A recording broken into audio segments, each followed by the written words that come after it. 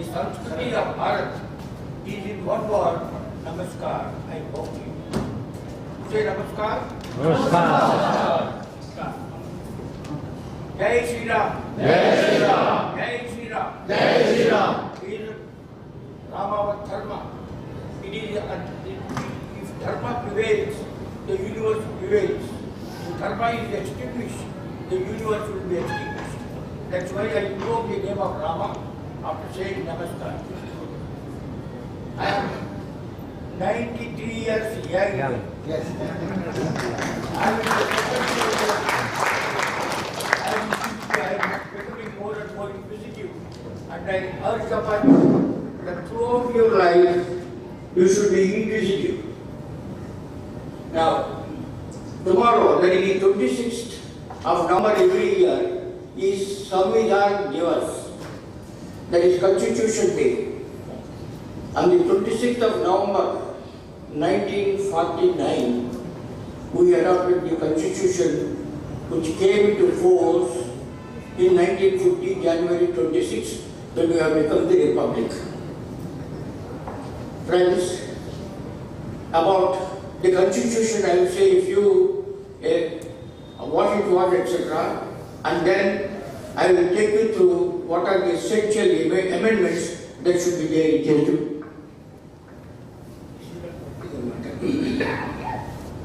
Next one.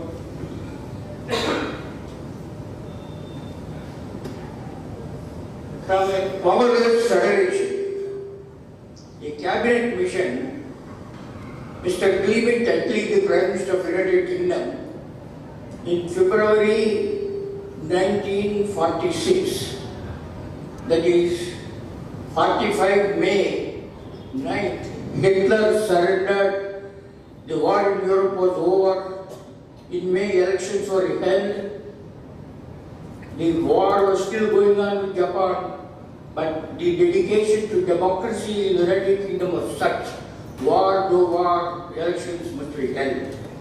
And the wartime leader, Churchill, was defeated, Attlee came to power, and he has realized the futility of holding on to India, where the sense of disgust with the British Empire, defiance to the empire was raging.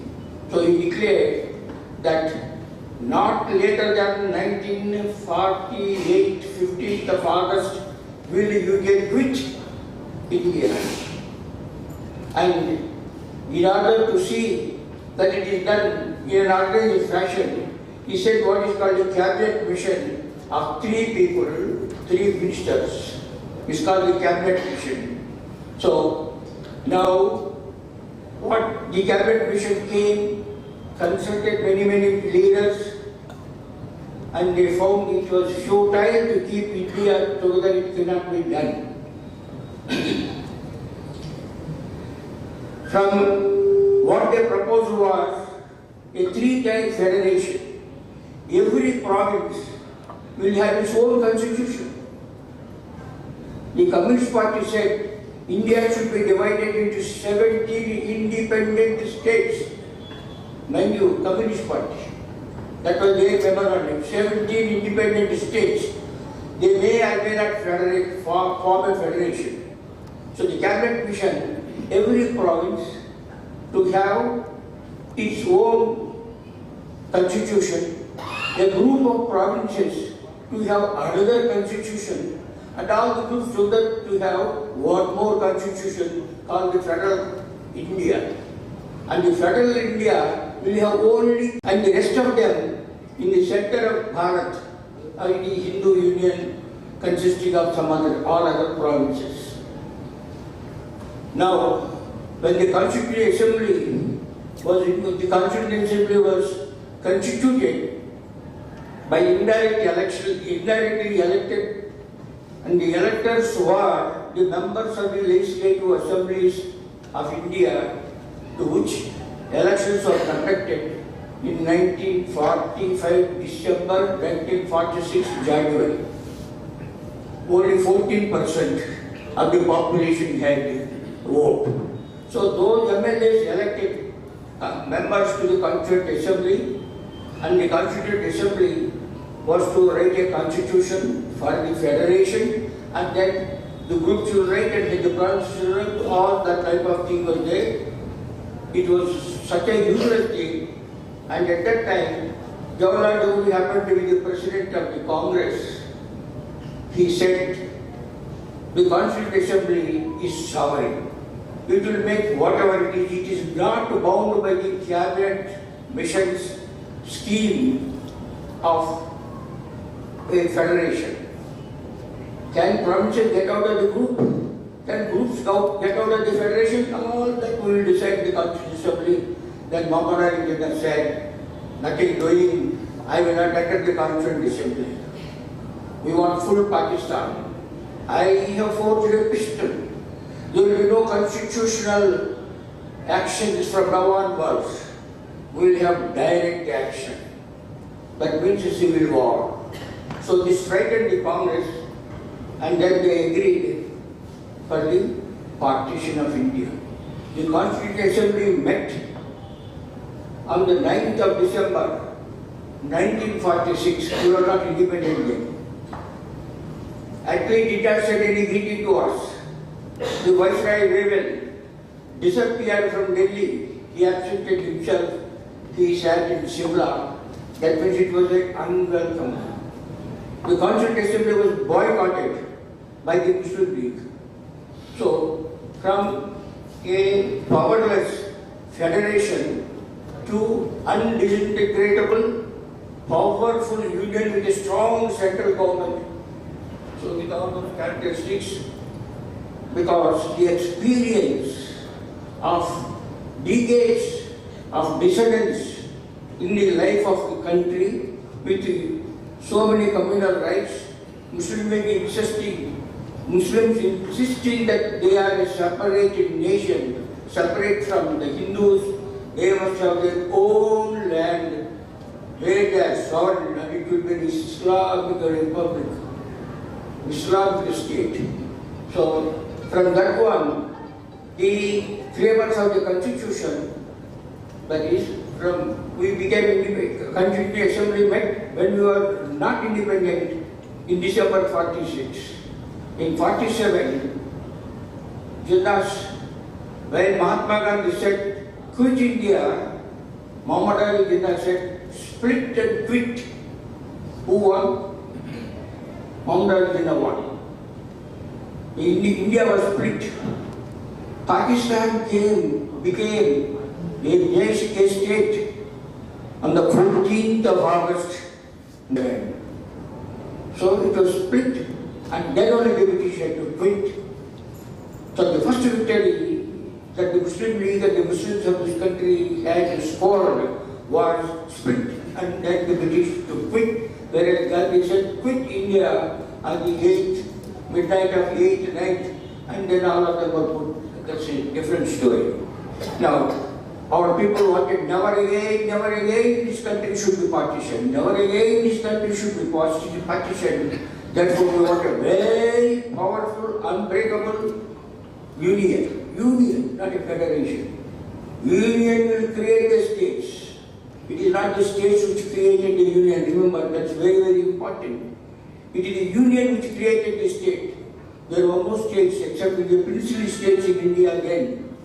We had the presidencies of Calcutta, of Bombay, of Madras, and the provinces like central provinces in Orissa and Bihar and Uttar Pradesh, and that went frontiers, Sindh and Punjab, etc. But they were all given a new name. That is, the union created the states with a different. All the provinces, princely states, they were thousands of Hindus were killed and their shops were burned.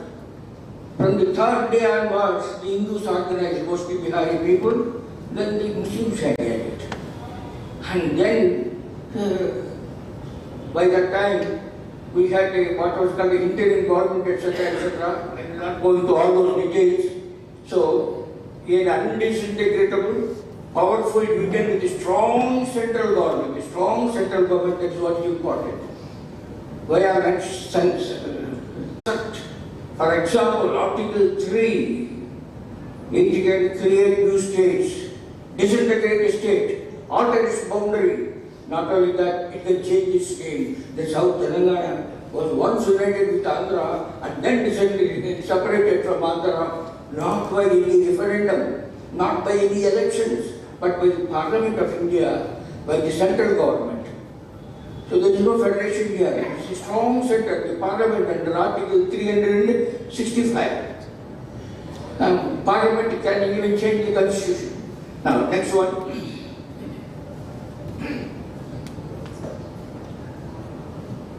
One by two Mahavakyas. Next one. See, Thomas Jefferson was the writer, prime writer of the Constitution of the United States of America. What did he say? Every generation can be considered, can be deemed to be a nation which is entitled to write its own constitution. One more Mahavakya, great word. We may consider each generation as a different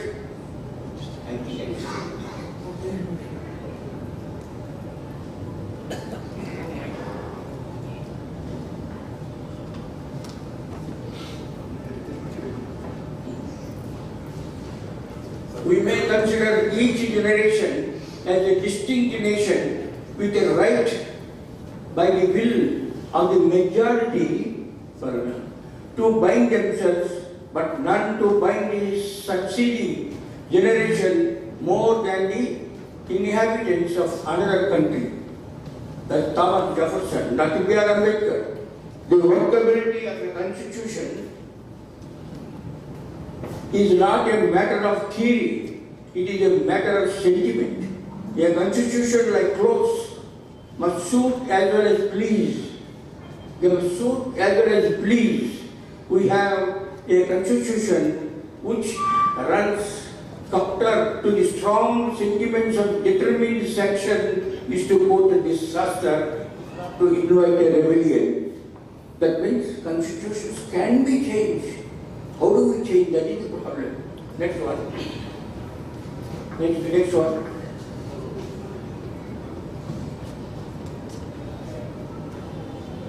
A constitution must be held in respect. But if it ceases to represent or comes in the way of the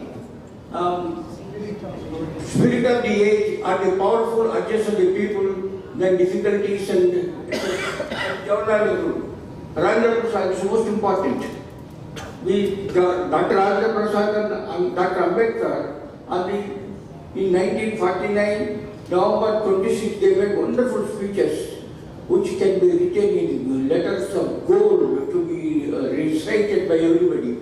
If the people are elected, are capable and men of character and integrity which are largely lacking now, they would be able to make the best of even of a defective constitution.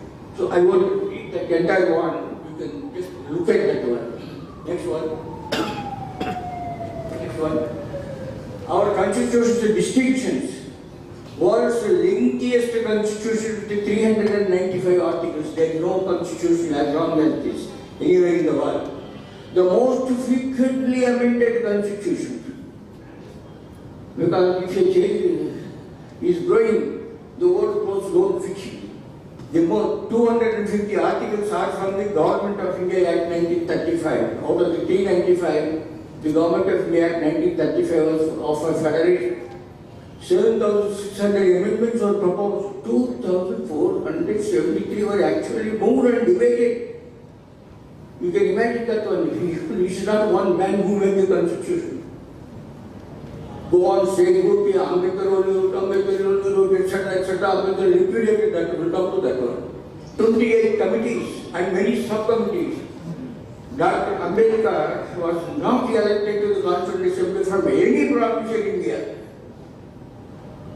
he was elected by Govindanath Mandal, the Scheduled Caste Federation leader, residing from East Bengal constituency, supported by Muslim League and the Europeans and the Anglo-Indians. Dr. Ambedkar was elected to the Constituent Assembly, but once India became independent, that is by partition, he lost his job. He ceased to be a member of the Constituent Assembly. It was courtesy of Sardar Patel, Dr. Rajendra Prasad, with the consent of Mahatma Gandhi, that he was elected to the Indian Constituent Assembly by a seat vacated by M.R. Jaikar, a great person from Bombay, not as a congressman but as an independent. He was also elected. He was surprised that he was selected to the drafting committee. Next day he was more surprised that he was made the chairman of the drafting committee.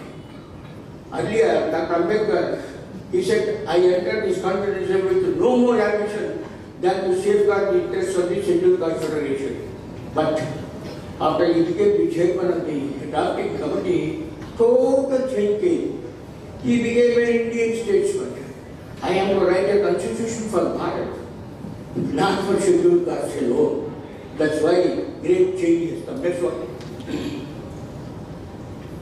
Amendments so far more than 100. How do you say it is the same constitution that was there before?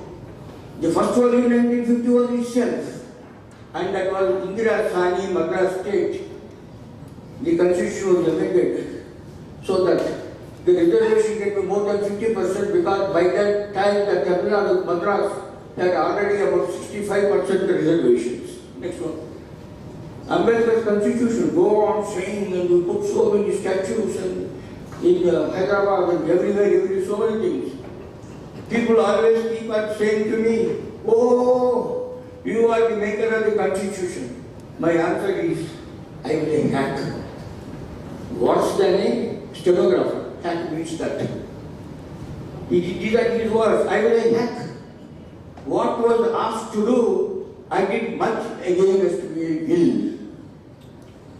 Pandit or comrade P. Suttaraya Kutturapalli, why did you serve your masters like that? This was in September 1950 when Andhra was separated from Tamil Nadu, from Madras. That Ambedkar, sir, my friends tell me that I have made the constitution, but I am quite prepared to say that I shall be the first person to violate it. You already had got the Manukuti in 1932 itself. But I am quite prepared to say that I shall be the first person to burn it out. I do not want it. It's better shoot anybody. This is 1955. And that we call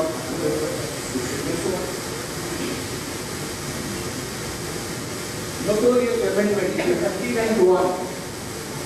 Indira Gandhi was unseated for corrupt practices in the election in 1967. She declared the emergency, and during the emergency, 1975 to 1977 March, from 25 June to 1977 March, 39 August 1975 emergency plan. This is the amendment. Not necessarily many cases of any vote, no vote to me. Any vote is a factor in the election of the person holding the office of the Prime Minister will continue to be elected.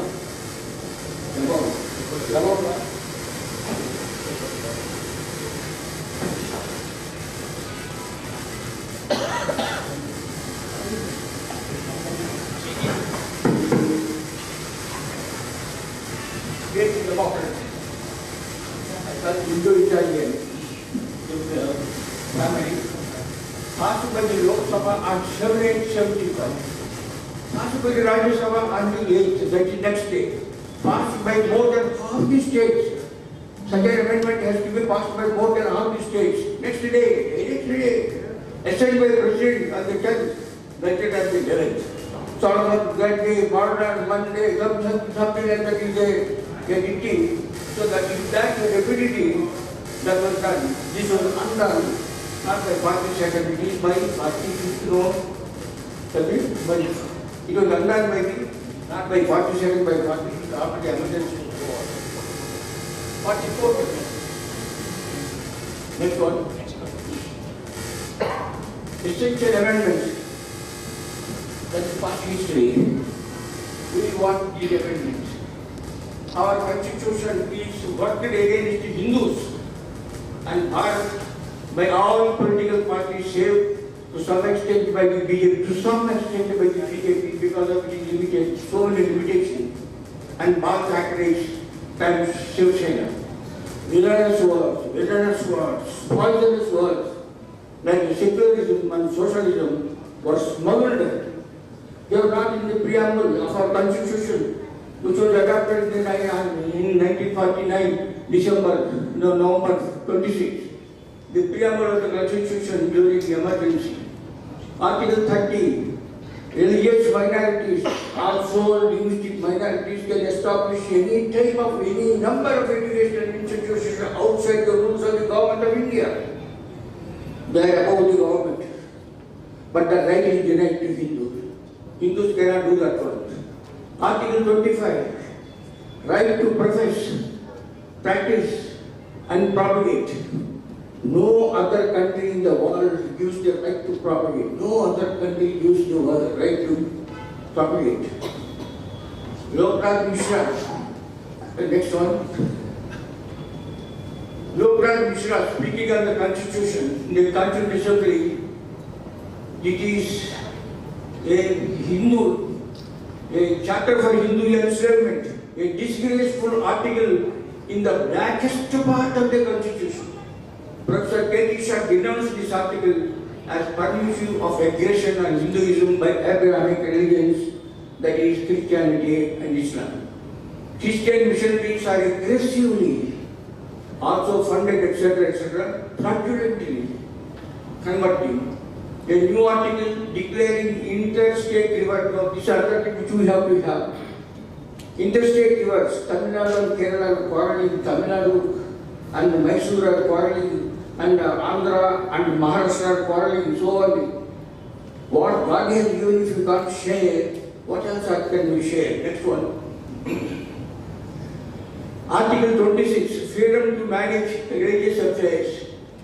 Hindu temples, Muslims can manage their mosques, Christians can manage their churches, but Hindus cannot manage these temples are under so-called secular governments through endowment departments, which are staffed by every type of person, and trust boards filled up. Those who cannot be accommodated as ministers, those who stash 200 crores of currency notes under the bed, such people are members of these trust boards.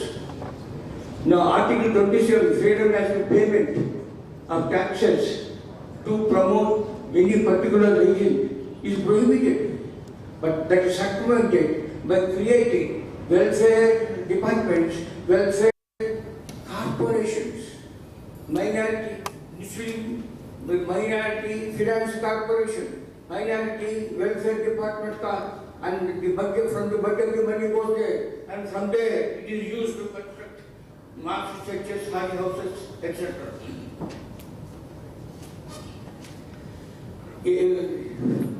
This was done by a bill by a friend of mine in the Supreme Court. They said, it is not directly there. Anyway, circumvented by government funding them through state minority welfare finance corporations and grants to them. Next one. So what we have to do? I mean, to prohibit direct and indirect funding to promote any religion. In Andhra Pradesh, after it was created, the combined welfare corporation, the combined minority finance corporation was put up into two, and for Christians one, for Muslims another, and then there are funding. Chandrababu Naidu increased the subsidy to Jerusalem going people from 20,000 to 40,000, then before access to 80,000. And 20 temples were smashed for beautification of Vijayawada during Krishna Pushkaram. Education was there to reconstruct, did not do it, but she laid the foundation for a 80 crore, 8-storied hut house. Hindu temple was broken, hut house constructed. There is no Telugu university in Andhra Pradesh because Puttishyapu is in Telangana, so he created a Urdu university in Kadapa. Article 28 should be amended that government or aided government recognized schools. It says in government aided or government supported schools, religion should not be taught. But in the madrasas, the Quran is taught, and in the Christian schools, Bible is taught. If Mahabharata and Ramayana are not taught, or stories from them, what is it that we will learn? To go to America making money or after stashing money? Next one.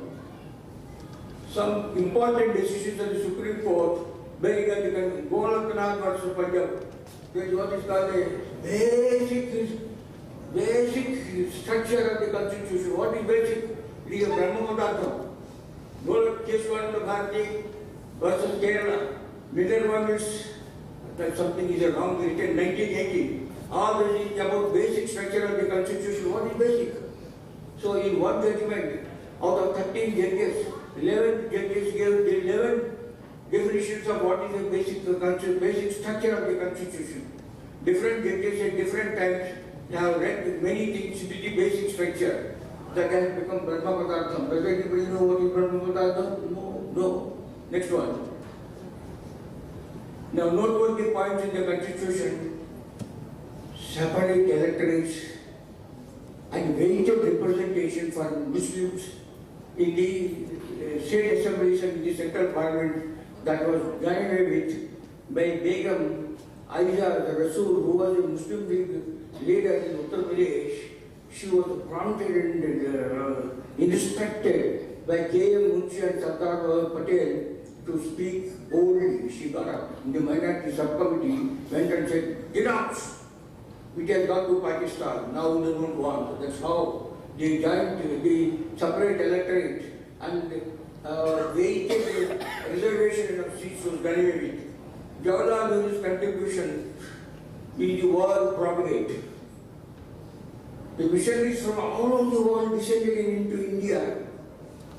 And Gandhiji was against Christian missionaries. Gandhiji was asked, if India becomes independent, will you expel them? Gandhiji said, yes, I will expel them, unless they confine themselves to humanitarian work like health, etc. And then they thought this Gandhi is going to prevail in this constitution. They went to Jawaharlal and cultivated him. The socialist communist Jawaharlal Nehru very graciously condescended to give them the right to propagate. Jawaharlal's other contributions, substitute for Sheikh Abdullah, there are differences of opinion as to who is he, was responsible for Article 370, despite the Congress party in the Constituent Assembly opposing it tooth and nail, and he was asked, Sheikh Abdullah was asked to go to the chairman of the drafting committee, Dr. Ambedkar. Dr. Ambedkar listened patiently for 30 minutes and said, you know, I have sworn my loyalty to the Republic of India. I cannot destroy it. I will not agree to this Article 370, that's what Ambedkar said, because after he was chairman of the drafting committee, he became an Indian statesman and a scheduled caste leader. Pandit Nehru agreed. Another thing, in 1949, Jhund ke Jhund, tens of thousands of Hindus were being expelled from East Pakistan, called now Bangladesh. Sardar Patel went to Calcutta, addressed a mammoth meeting in the Red Square and said, I will liberate 6 districts of East Pakistan, settle all the Hindus there, and I will put a cordon sanitaire. That means no Muslim can enter to that. The next day, Liaquat Ali Khan, who was the Prime Minister, came running. His statement in Jawaharlal Nehuru's house. And they fashioned what is called a Nehru-Liaquat Ali Pact. In that pact, reservations for Muslims will restored in the civil services as well as the military. Next day, Pandit Nehru got into the cabinet for ratification. When we got ill, the Chela Sardar Patel said, no, we cannot do this one. Nehru said, I am the Prime Minister, I have always signed this one. Then he said, why don't you dismiss us? Why do you want us? If you can do whatever you want, all this is the Sardar Patel's Mauna Angikaram. Then Sardar Patel adjourned the cabinet meeting. Sardar Patel adjourned the cabinet meeting, and the next day he brought a separate pact removing all those things which was ratified. I am not guessing this one. Henry Kajal wrote a book from within the government. It is written there. Jawaharlal Nehru banned that book. Gadgil's son, Uttarram Gadgil, was my minister, communication minister. I told you I heard about this, can you give me proof? He gave me a copy of the book, which was banned. So I reproduced and circulated it also. Next one. Now, how secularism is undermined in favor of Muslims and Christians. Pilgrimage to Makkah and Jerusalem and the whole. Who initiated this? Jawaharlal Nehru initiated this in 1957 before the elections. So many things are there. It was the Muslims of what is called India, their forefathers who voted for the partition. The Muslims in Punjab did not vote for it, the Muslims in the Northwest Frontier did not vote for Pakistan. It is the Muslims who are in India, the sons and grandsons of those fellows who voted. Now they were going to Pakistan, Jawaharlal Nehru said, don't go. He wanted to keep all of them as the bounded voters. So pilgrimage to Makkah and the bill was introduced in 1956 in Parliament by Jawaharlal Nehru, a secular government giving government funds for the Muslims to go to Makkah. And at Jerusalem later on was, if Muslims could be given money, why not Christians? High houses, halls, in airports for prayer, Urdu girls, Shadi Khanas, madrasas funded by it. Madrasas funded by government, secular government, and what is it is called? And there is some certificate is equivalent to the SSLC. Churches building our money, all funded from grants made to Muslim and Christian minority welfare corporations. Hindu temples under government, Urdu University, here in Hyderabad, has centers all over India. That means they are wanting to build Urdu to create a nation. Right, I will come to the end. This was stated long ago by Guru Golwalkarji. Next one. How secularism undermined in favor of Muslims and Christians. No subsidy to Hindu pilgrims, no reservation, 25% under the Right to Education Act. 25% even the private schools have to give it to the economically poor but exempted minority institutions. Friday have in Muslim majority districts covered first by communists in Kerala, Malappuram, then in Punjab, in Haryana, Mewati district, and then recently Malerkotla district in Punjab. Muslim first programs by UPA government, Gujarat Congress forged caste formations. Next one. Socialism, not defined, that's right. Farmer Vistas are communism realized as scientific socialism. China says it is communism, socialism, Chinese characteristics. Nehru and Congress say socialistic pattern. Uttar Pradesh is Samvidhan, Pragna, and next one, Yarwal for Muslims for somebody. Part 4 of the Constitution is actually social. They are guiding principles. They can be only by enactment of law can they be enforced. This is what Ambedkar fought for, and he got it. So the part 4 of the Constitution is socialism. That's what we are next one. Regional parties anti-nationalist assault. Next one. Article 1 Union States. These are the articles which establish the supremacy of the Union of Article 3, Article 352, Article 356, Article 360. financial emergency, it will impose in other ways where it is going to go bankrupt very soon. Article 248 restrictive powers with the sector and not with the states. 249 union can legislate in any member state. Article 250 power of parliament to legislate, etc. Article 65 effect of failure of states if they don't comply with the guidance of the sector. This is certain. Next one. Article 251, 254, 260. So many articles are there making this union government so strong. Next one. Now, there is a concurrent list of the state list and the union list and the concurrent list, but if any legislation clashes with the union legislation, it is null and void. Next one. Already what is happening, minority rule in certain places in Andhra, in West Bengal, in Bihar, in Kerala. Tamil Nadu. Next one. You are in danger. If you see the constitution, Nandalal Bose tells you a lot of paintings and they are written on the walls and the parliament without the change. From the pre-Vedic period onwards, Mohenjo-daro onwards, and they are reproduced in the constitution where all the numbers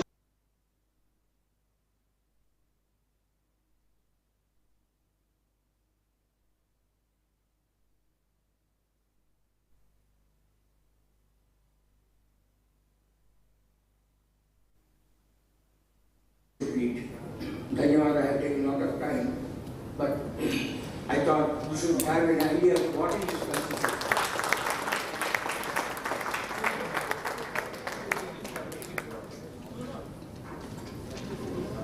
धन्यवाद चौधरी जी।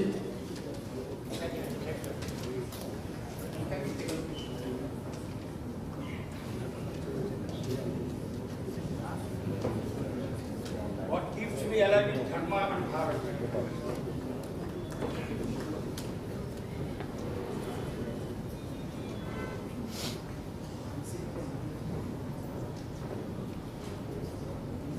There are no key factors. There is nothing except in books.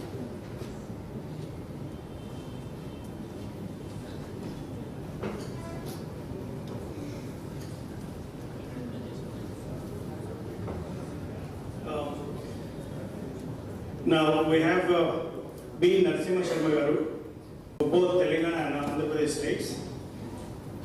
He is a gold medalist in LLM at the Usmania University. I think his specialization areas in the legality are civil, criminal, and taxation. That's what I understood. And now I request Narasimha Sharma Garu to share his thoughts and opinions.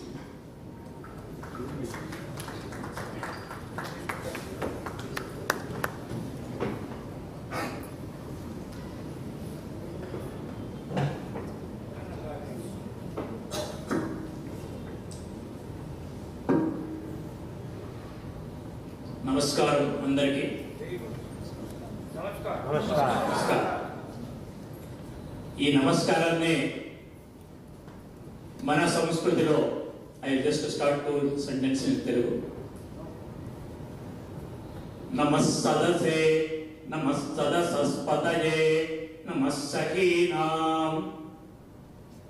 This is how we used to start any meeting, any gathering, any program. First pranams to Sadasyas, pranams to Sadasaspati, pranams to dear friends. I am before you today for one reason. About a week days back, when I was coming from the first court in High Court, I was thrilled to receive a call from our Guru, Hanuman Chaudhary garu. The first word he said, Sharma garu Hanuman Chaudhary maatladutunnanu. I was thrilled, it was a surprise call, and he commanded me that I shall be here today. About 3 decades back, in my senior's house, Sri Ramaraoji's house, when Hanuman Chaudhary ji came there, I was a spectator for their meeting in Ramaraoji's house. Thereafter, on the motivation and guidance of my senior Sri Ramarauji, I attended quite a number of meetings of Pragna Bharati. Today, I feel privileged and blessed by the said call of Sri Hanuman Chaudhary Garu to be before you. Now, dignitaries on the dais, my pronouns, distinguished guests. Festival for Rashtra Rakshana, Constitutional Day, Constitution of India, attribute and make allegations or apprehensions, word Bharat is used. You must have seen recently when the government of India introduced the new code for criminal laws. The title is Bharatiya Shiksha Samhita. That was the substitute for Indian Penal Code. If you understand the language, meaning of these words, Indian Penal Code, compare with to proudly say, this is the Bharat Samvidhan. I am not saying these words from me. The word Bharat has been said from the divine source which graced us with the Vedic scripts. The word used in Bharat in Vedic script has been beautifully described. The great Parasar Maharshi in Vishnu Purana, he said the word Bharat used in Vedas, that territory is north of Samudrasya Uttaraha, Hemadrishya Dakshinataha. This is the description great saint Parasar Maharshi gave for Bharata Varsha. And he said, because I am saying this is a Bharat Samvidhan Diwas. So let us pay our respects. The person, the great luminary who defined the Bharat in the first Adi Purana, that is the Vishnu Purana is the Adi Purana, that is earlier to 18 Puranas. That is none other than authored by Parasar Maharshi. And he said, this is the territory of Bharat, and the people here is Bharatiya. Then Samvidhan, Samyak Vidhan, this is the rule of law. For this, our source of law of this great nation is, I found it from three sources. As I mentioned, first in the divine source which graced us Vedic scripts. It was said that Vedo Kilo Dharma Moolam Shilocha Tadvidam Sprutikaras. Who are the great Sprutikaras? Manusmruti, Yajnavalkya Smruti, Vaivaspada Smruti, so on and so forth. So the basic rule of law principles enshrined in the Vedic concept, further commented, elaborated, preserved, propagated, along with the code of conduct for the rulers. That is a code of conduct for the rulers in the Smrutis. On this Bharat Samvidhan Diwas, our foremost duty is to pay our tributes. The first is the divine source which based on Vedic culture, wherein the principles of rule of law are enshrined. In the Sprutikaras,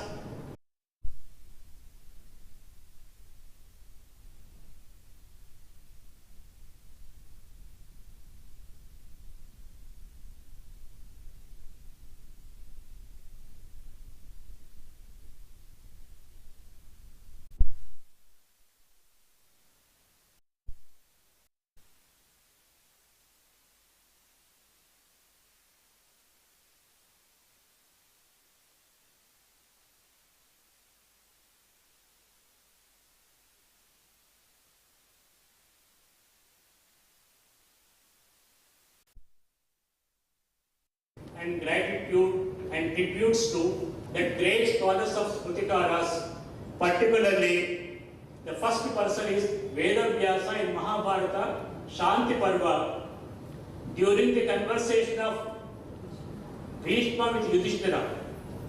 So many constitutional principles of governance has been propounded, propagated and authoritatively pronounced. Thereafter, the Chandeshwara Rajanitya Ratnakara is the foremost author for this constitutional principles of Rajadharma, present day constitution. Then Bhoja's Yukti Kalpataru is the another monumental work. Then Mitra Mishra's Rajaniti Prakashika. Then Kesha. Many people criticize Manusmriti for the caste system, other things. But kindly, if you come across it, a beautiful publication on Manusmriti, please purchase and read. It is authored by Justice Rama Joyce. Eternal Values of Manusmriti is the title of the book. What we shall recollect today, the great principles of governance mentioned in that Manusmriti, which was forward is written by not other than the great critic of that Manusmriti, Justice Ramaswamy.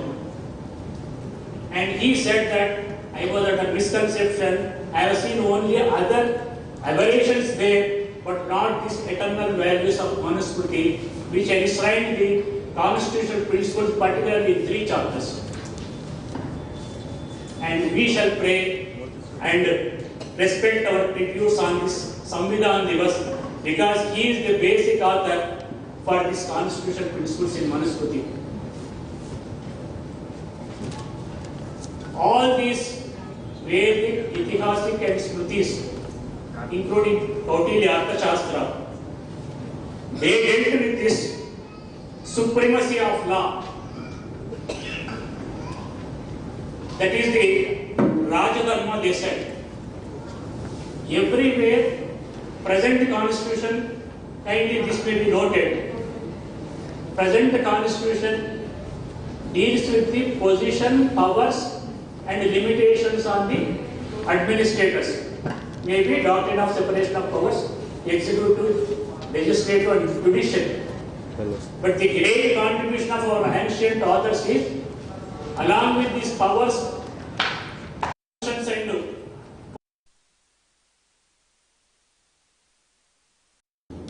that is called Rajadharma. And this is the day we should remember these rulers under the constitution. They had the Panchamaha Yajnas in our scripts. Dushta Dandaha, Swajanasya Pujam, Nyayena Koshascha Sampravruddhi, Apakshapatau, Rashtrarakshaha, Pancheva Yajya Katitan Nunanam. This is, kindly see, every ruler of this country, he had to perform 5 sacred services. What are those 5? Is punish the guilty,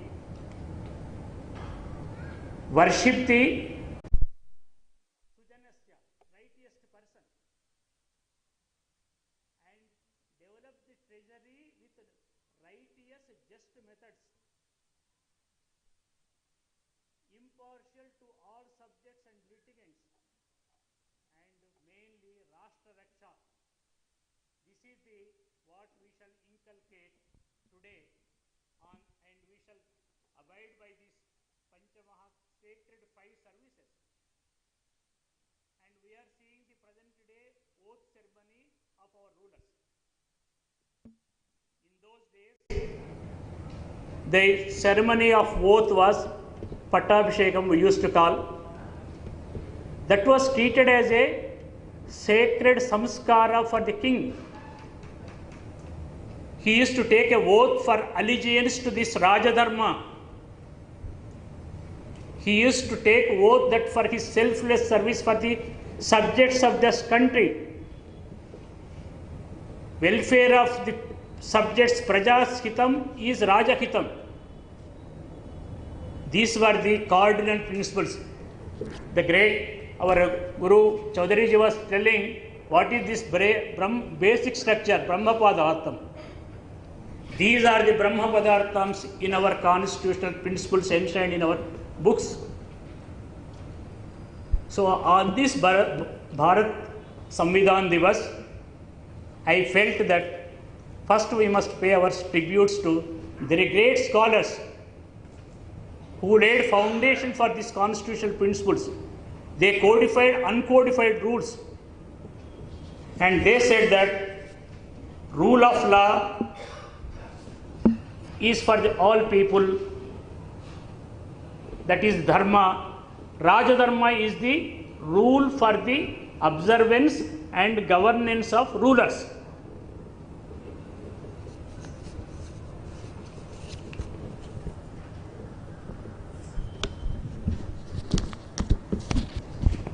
And after, with this background of constitutional principles in our this ancient great historical nation,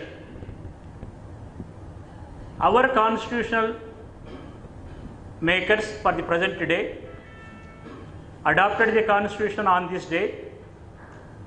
This is the festival to be celebrated by every individual of this country for the Rashtra Raksha, to protect our country. That is the reason I congratulate the Pragna Bharati organizers for celebrating this event. And this dharmika supremacy, that is Raja Dharma, was the basic principle for all the subjects, rulers for all types. That is the reason during the if you see the Constituent Assembly rule debates, Dr. Sarvepalli Radhakrishnan said, Dharmam Kshatrasya Kshatram, he said this. This Raja Dharma is the rule for the rulers. He shall abide by those and govern by that, and he shall fully observe them. This is what, if at all, if any provision of the Constitution is not implemented today, except the directive principles and fundamental duties in a small chapter in Constitution, there are no code of conduct for the rules in our Constitution. That part which was there in the earlier era, that is the missing today. That is the reason many constitutional pundits, when they see our constitution, they say that Bharatiya soul is missing here. Western concepts are verbatimly adopted. I am not against it. We do adopt it. But this supremacy of dharma, supremacy of Raja Dharma which was there in the governance of this great nation, that shall be also to be brought into, so that will be a constitutional mandate to regulate the functionaries under the Constitution. Enunciated in Shanti Padma. Enunciated, grateful to the addition. That is the reason if we say today's two words, Bharat, Samvidhan, both has many people, I am not going to the historians' controversial views. Bharata Desham name came from Bharata Raja, who is son of so and so, no, brother of Rama. Instead of all these things, if we trace out with a depth study, it is there in the Vedic concept. It was first in the Vishnu Purana, which was much earlier to all these things, that Bharat Varsha is defined, described, territory was described there. So this is the day we shall recollect all those principles Now, this Constituent Assembly adopted the present day of Constitution on this day. I may also mention Kautilya, while dealing with this Raja Dharma in 3 chapters, that is constitutional principles, he said that this nation first elected the king. This is the nation which first elected the king. Who was the king first? Manu, then thereafter Vaivaswata. And what for they were elected according to Kautilya? There was anarchy. There was no rule of governance. There was no dharma rule in that society. So people themselves came together, elected their king, contributed 1/6 of their produce for the treasury of the governance, 1/10 of the profits in the business, and what they expected from the governance? Yogakshema, welfare, safety and security of the people. So this concept of Yogakshema, which we are calling welfare state now, was codified by Kautilya in Arthashastra, collecting from the ancient books. It is not his author also. He is not the author of that word. He said this was there anciently. So this is the great constitutional history background of this great nation. And very rightly and aptly today, we shall try to have a look to this. See, definitely changing times, modern challenges, we have to raise, we should inculcate, we should go along with the changes. We should adapt to those challenges also. But these basic principles absolutely goes to the root of governance, and that is the great ethos of this nation. Polity, Rajaniti, polity which we call today is the Rajaniti which guided the governance under the Constitution. This being the situation for the present day, I will touch 2 subjects on the amendments to the Constitution. Hanuman Chaudhary elaborately discussed the outlines of the Constitution, how the other things went not in the right direction. Let us see. Insofar as the amendment is concerned, Article 368 is there. We can read what is the content. There should be simple majority, special majority, adaptation by the state government. These are the 3 modes under the Constitution. Kindly see, if we see insofar as for the present topic is for the present day, if we see the amendments for last all these years, 1950 to 65, the Honorable Supreme Court also from A.K. Gopalan to that Sajjan Singh, those 4 decisions said that Parliament is absolute. For the first time in Collaquim case, there was an argument by Advocate Nambiar before the Supreme Court, following a lecture from a foreign scholar in India, where he said elementary principle, that is the basic structure. He made arguments in Collaquim case before the Supreme Court. The word used there, but that did not become part of this thing. They said we are not going to deal with this at this stage, we will go later. But there they said they have struck down the amendment. So, power of this Parliament insofar as amendment is concerned, that was first time struck down by the Parliament in 1967 in Collaquim. Thereafter, as Hanuman Chaudhary dealt with extensively, Pragna Bharati came. Here also, what I am saying, let it be Brahma Padartha anything. There are certain essential which cannot be changed. That is the basic principles like supremacy of Raja Dharma. Those things don't tinker under the guise of amendment. whatever the name you give it. But the interpretation given by giving federalism also they said as a basic structure, which was not in the Constitution, Union of India, but federalism they said it's a basic structure.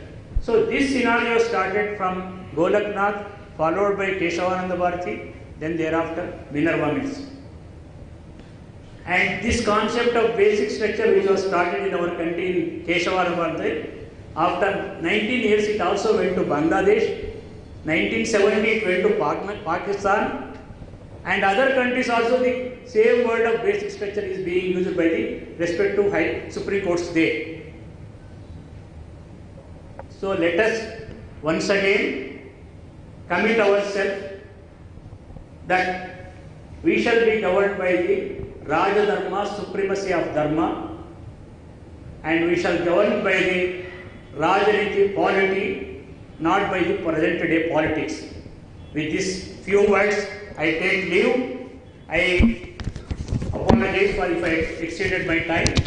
Chandrasekhar ji already seen to me. Other speakers are there. I am really grateful for the organizers for the opportunity given. In fact, I thought I would be missing the event today, but for my Guruputra's Adesham, Srinivas, our president, is my Guruputra. He is my son of my senior. I made it to come. I am blessed by all your presence. I seek apology if I delayed. Thank you very much. Dhanyavad.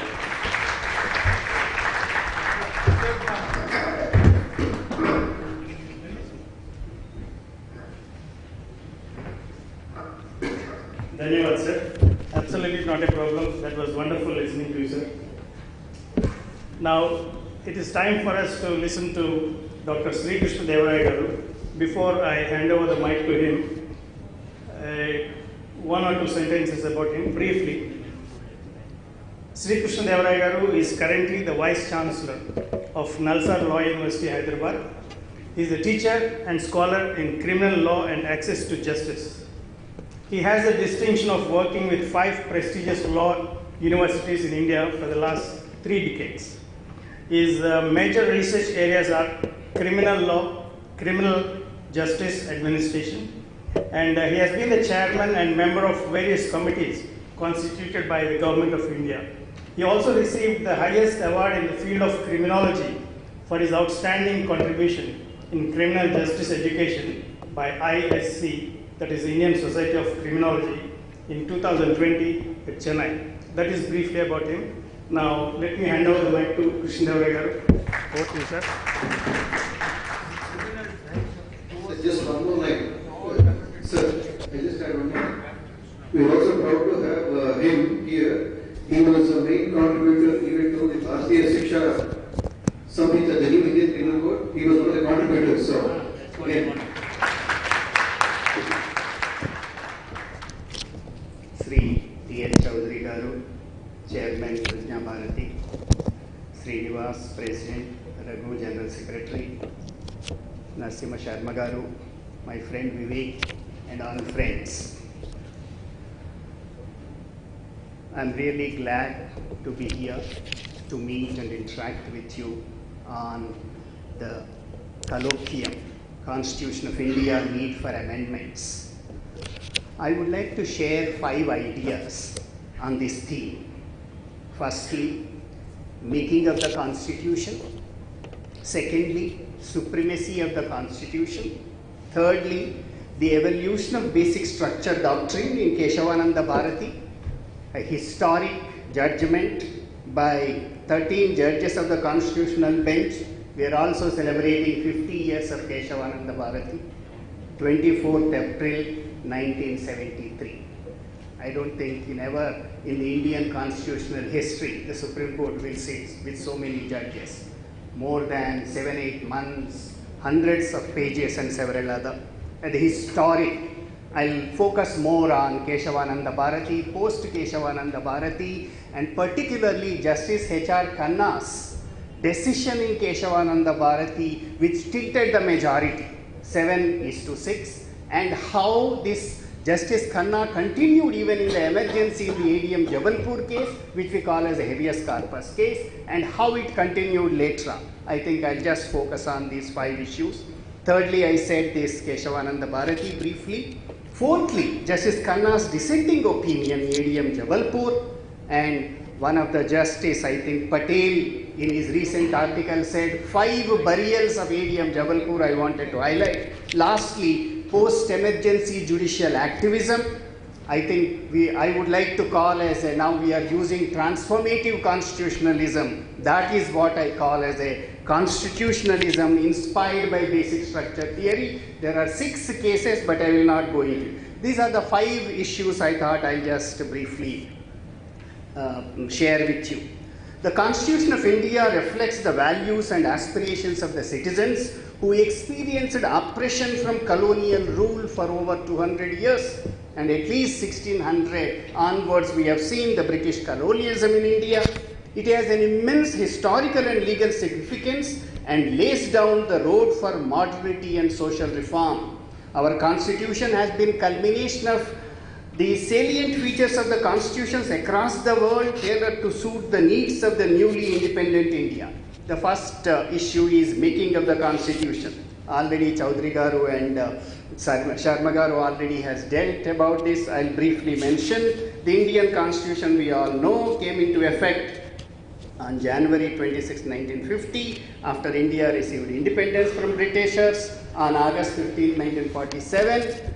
One of the historic, during the same time, India gained independence, Pakistan gained independence, we have South Asian countries, they have gained independence.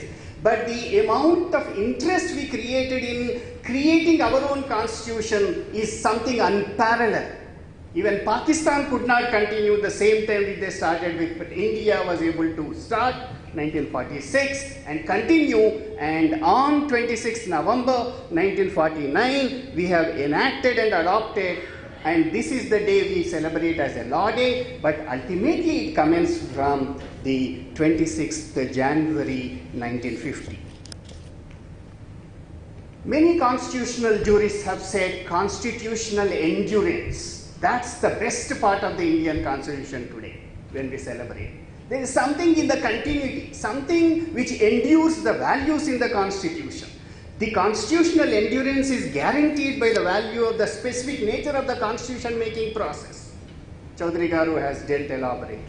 Constitution making process, Constituent Assembly before the Constitution, and involvement of all political parties, public at large in the process. And this determines the broad-based consensus in the Constitution, which is what many people call, I also prefer to call as a constitutional endurance. This guarantees endurance to the Indian Constitution. I would urge all of you to read the Constituent Assembly debates, particularly Article 1, because now we have here, and Sharma Garu also said, particularly the debate on Article 1 of the Indian Constitution, which starts with India, that is Bharat, shall be a union of states. Amazing, you should see. Several of these Bharatavarsha and several things Sharma Garu said, Chaudhary Garu also has said, but read the Constituent Assembly, it's everywhere available. There's a lot of debate, and ultimately they have adopted. This is Article 1, we said India, comma, that is Bharat, comma, shall be a union of states. But very interesting. Supremacy of the Indian Constitution was memorably portrayed through the great immortal common man, R.K. Lakshman cartoon.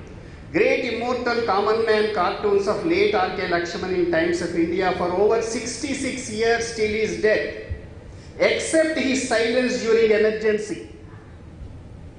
During emergency he did not do 75 to 77. It was said that R.K. Lakshman used to cut to size anyone and everyone who presumed to think they were above the Constitution.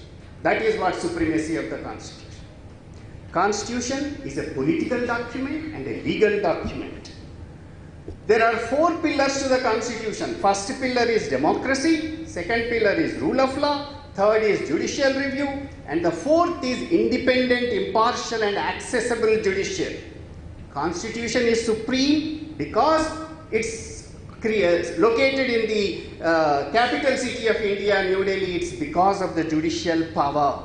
Constitution is supreme because all the laws, rules and policies have to be tested on the touchstone of the Indian Constitution.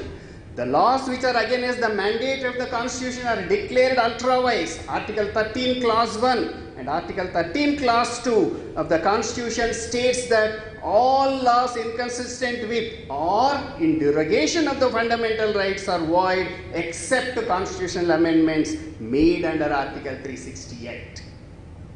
A consistently progressive expansion of fundamental rights is another essential feature of the constitutional endurance. The Supreme Court has over the years pointed out that the fundamental rights have no fixed content and that each generation should pour suitable contents into these empty vessels. The power of judicial review has enabled the Supreme Court by applying the doctrine of implication to expand on the constitutional concept and recognize unenumerated rights. I'll briefly look at the constitutional amendments. It's easy to amend the provisions of the Constitution, but a higher threshold is required for making amendments which are fundamental in nature. This preserves the integrity of the Constitution and makes them live longer. While the Indian Constitution contains an amendment rule, but the Indian Supreme Court's basic structure doctrine in Keshavananda Bharati case on 24th April 73 made certain basic features of the Constitution remain unamendable. I will not go into the details. Third issue, evolution of the basic structure doctrine in Keshavananda Bharati case. The Supreme Court of India in Keshavananda Bharati case wanted to save the Constitution and to ensure that the Parliament will not act like a sovereign legislature with no restraints that continue till 1973. The basic structure and the basic features of the Constitution were evolved to check the irresponsible power of Parliament to use its amending power of the Constitution. That was the first time Indian Supreme Court has asserted in 1973. The doctrine was emerged as it is the only way to save the Constitution and preserve the liberal and democratic character of the Constitution. Let's go to the background at that time in 1973. The basic structure doctrine arose as a result of evolution of the law on constitutional amendment made to right to property. But we should make a distinction between right to property of jamindars and jagirdars and right to property of a temple. Starting with Shankari Prasad Singh in 1952, Sajan Singh of 1965, Golaknath in 1967, culminated in Keshavananda Bharati in 1973. Look at the political front in 1973. The then Prime Minister Indira Gandhi won with a massive mandate to 5th general elections in 1971 with 350 out of 520 seats. The Indira Gandhi government enacted 24th constitutional amendment to overturn Golaknath by stating that the power of the Parliament to amend the Constitution is unrestricted. In these circumstances, Kerala Land Reforms Act 1969 was included in the 9th schedule of the Constitution. Swami Keshavananda Bharati was a religious leader, we all know, of a mutt in Kerala whose properties were about to be acquired by the government of Kerala through the Land Reforms Act. Nani Palkiwala advised him and argued on behalf of him. We should see that Nani Palkiwala, H.M. Sirvai, the Attorney General of India, many eminent people were there in the argument in the Keshavananda Bharati. This law was challenged by Keshavananda Bharati on 24th April. That was the landmark work. Let me look at briefly what is Keshavananda Bharati case. Keshavananda Bharati held that Parliament's constitutional amending power was limited by the basic structure which does not find mention in the Constitution, right? Both Chaudhary Garu and Sharma Garu has already said. But they said it was held that the amending power of the Parliament was limited not only by the express provision in the constitutional text but also as the principle. This is what they have first time said: textual interpretation of the Constitution, structural interpretation of the Constitution. So we have to move beyond the text. That's what the argument they have taken, and that was Justice H.R. Khanna's judgment and his contribution. The judgment of Justice H.R. Khanna provided the all-important 7th vote for what became the majority view. Otherwise, everybody was almost on same. Significant portion of Justice Khanna's judgment was based on, as said, foreign and comparative law. He relied on article published by German scholar Dieter Konrad, who had visited India in 1965 and delivered a lecture and later published it. People say it is in Chennai, UK, because Chennai Law School at that time, Madras, Tamil Nadu state had a great constitutional lawyer, Professor Alexandrovich, who has established the law department in the Madras University at that time. Whether he visited Chennai, Madras Law School or Banaras Hindu University, people were speaking about that, but that is what he came. He gave a lecture in 1965. This is German scholar Dieter Konrad, and H.R. Khanna based his theory, basic structure theory, not on any precedent or judgment, but based on the brainchild of this German scholar, Professor Dietrich Konrad. Let's come to post-Keshavananda Bharati. You know about the post-Keshavananda Bharati. It cost some Supreme Court judges their careers. 3 judges who were about to become in line to become the next Supreme Court judges of the next Chief Justice, Justice Scheller, Justice Grover, Justice Hegde. All of them were superseded, and then Justice A.N. Ray was appointed as the Chief Justice of the Supreme Court. Very interestingly, when Justice A.N. Ray became the Chief Justice, he wanted to review the 13 judges. Keshavananda Bharati, he called for the review. After 2 days, they have closed. Good thing which happened, he could not succeed. Pankiwala argued for 2 days, memorable, which was that, and they have closed it. Let's come to 1975 emergency. 1973 Keshavananda Bharati, landmark judgment. What happened in 75 emergency? We had emergency from 75 to 77, and in 1976, the ADM Jabalpur judgment upheld the government's legislation to allow anybody during emergency to be detained. There was only one judge who dissented. We had 2 more great judges at that time, Justice P. N. Bhagavati, Y.V. Chandrachud, but they were in the majority. Only Justice Khanna who stood up against, and he continued whatever he said in Keshavananda Bharati. What he said, we will see. So there was only one judge who dissented, Justice Khanna, and the story goes that before he delivered the judgment, he told his sister that the judgment I am delivering today will cost me my Supreme Court appointment, and it really happened. He was never made the Chief Justice of India. Let's look at what is H.R. Khanna's dissenting opinion in habeas corpus case. During this peak of 1975 emergency, on 28 April 1976, the majority of the Supreme Court held ADM Jabalpur vs. Shivkant Shukla case that during the emergency rule, all fundamental rights are suspended, including the right to personal liberty, right to move the High Court under Article 226 for issue of writ of habeas corpus. The court further said the constitutionality of the state action suspending the fundamental rights cannot be questioned by the courts. The court did not look beyond the text of the Constitution. Similarly, like Keshavananda Bharati, minority judgment. Unlike Keshavananda Bharati, the case, the ADM Jabalpur at that time, they did not look such outside the constitutional text, which are the sources of inspiration or underlying principle. There was only one judge like H.R. Khanna in Keshavananda Bharati, again in the habeas corpus case. Justice H.R. Khanna looked beyond the constitutional text and words of the Constitution in his dissenting judgment. He looked at the purpose of the Constitution. What is the spirit of the Constitution? These articles existed before the Constitution came. That was his argument. He quoted American statesman and jurist Chief Justice Charles Evans Hughes that dissent is the appeal to the brooding spirit of the law, to the intelligence of the future day, when a later decision may possibly correct the error into which the dissenting judge believes the court had been betrayed. It became true. It turned out to be true later when we can see 5 burials of ADM Jabalpur. Let me briefly look at the 5 burials of habeas corpus case now, as of now. The habeas corpus case was declared as an aberration of constitutional jurisprudence in India and received not 1 but 5 times burial. Firstly, the 44th Constitutional Amendment to Article 359 prohibited suspension of Article 20 and 21 during any emergency.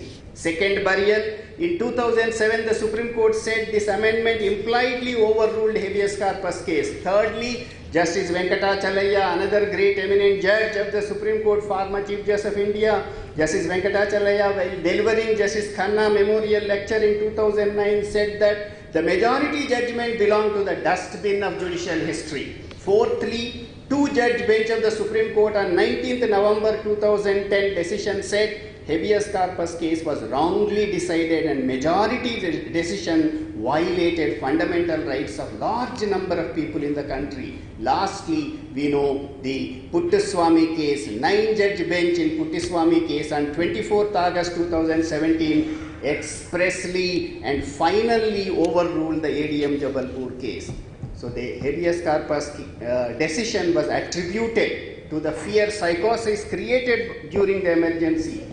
The basic structure doctrine, which had few takers in 1973, acquired greater legitimacy because the emergency has revealed how the constitution could be a prey to the whims and fancies of the partisan majority. As Indira Gandhi has said, so proceeded 3 judges, and we could see Justice Khanna's vision of the constitution, and that is what enduring constitutional legacy. There appears to be a direct link between Justice Khanna's influential view in Keshavananda Bharati case regarding the Parliament's power to amend the Constitution. You amend everything, but you cannot amend basic structure. They tried to say supremacy of the Constitution, federalism, freedom and dignity of the individual, and 5 or 6, and later on they have added. But that was this influential view of Justice Khanna, that there is something you cannot amend.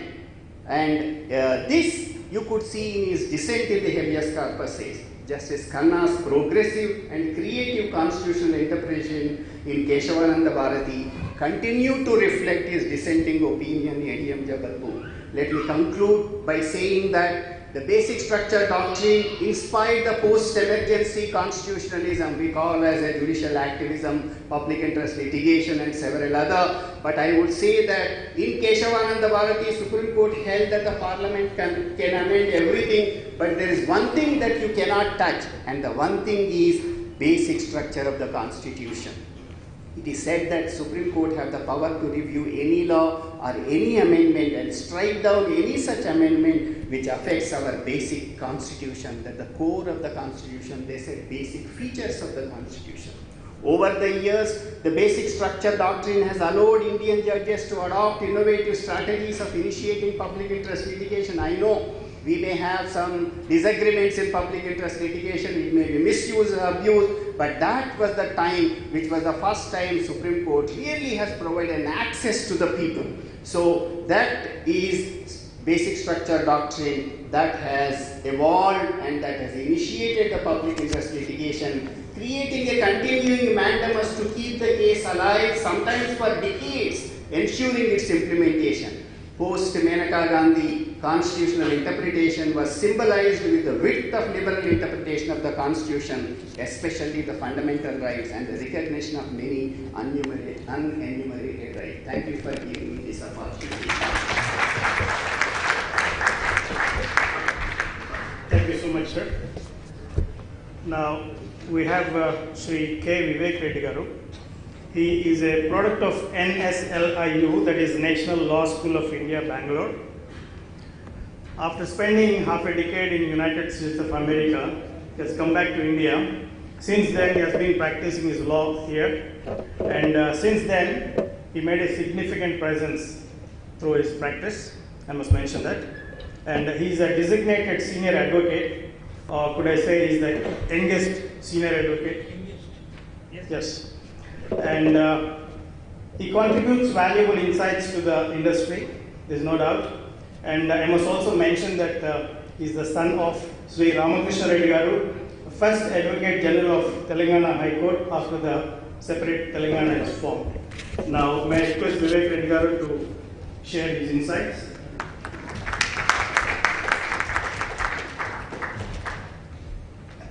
Namaskar. Pranam to Hanuman Chaudhary Garu. I think today you had a very illuminating address from a lot of people, so I will keep it very short and pointed. I'm particularly enlightened by the address of my senior, Mr. Sharma, on the historical origin, or rather religious origin to our Indian Constitution, and what happened after our Constitution came. both Hanuman Chaudhary Garu and my professor has already spoken.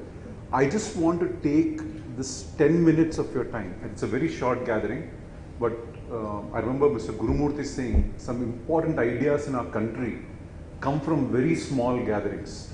It's very important to, I think in these small gatherings, we can brainstorm important ideas, and based on which, like, these small ideas lay the foundation for the future. I'm always if someone were told me, if I went to law college in 2003, if someone were told me that one day Article 370, we all used to study the Constitution, one day Article 370 would be repealed, I would have said, what nonsense are you speaking? So this is how small, please don't underestimate what we are doing here. What's the significance of this event? Small ideas become powerful ideas when their time has come. From 1952, one person campaigned for removal of Article 370, and that's how it became a reality today. So today, I just want to focus on two small ideas which is very important, which I want to discuss, and I think all of us should discuss this, and why that can't become the reality. How Article 370 became a reality 60 or 70 years later. From 1952, one person started the campaign, and 70 years later it became the reality. Today I want to use this little time that I have to focus on two ideas that I have, and I think Dr. Hanuman Chaudhary already referred to it in his own way, but I just want to focus on those two ideas. But before I come to that, let's understand what the real purpose of a constitution is. If you ask a US, I spent several times in the US college and in a US society, if you ask an ordinary student or person, what does he know about the Constitution, they will say most constitutional literacy is pretty high. If you ask an Indian citizen, most of them would not know. And something which, one we could say something we should be ashamed of, but I will also attribute it to partly to the makers of our Constitution as well. If in my pocket, I just carry, this is the US Constitution, right? I'm just carrying it, I can fit it into my pocket, I can take it out. It's a very succinct statement of principles. Unfortunately, I can't put the Indian Constitution in my pocket. It's too length. Now, this is the fundamental mistake that we have made, and is that what is the purpose of a constitution?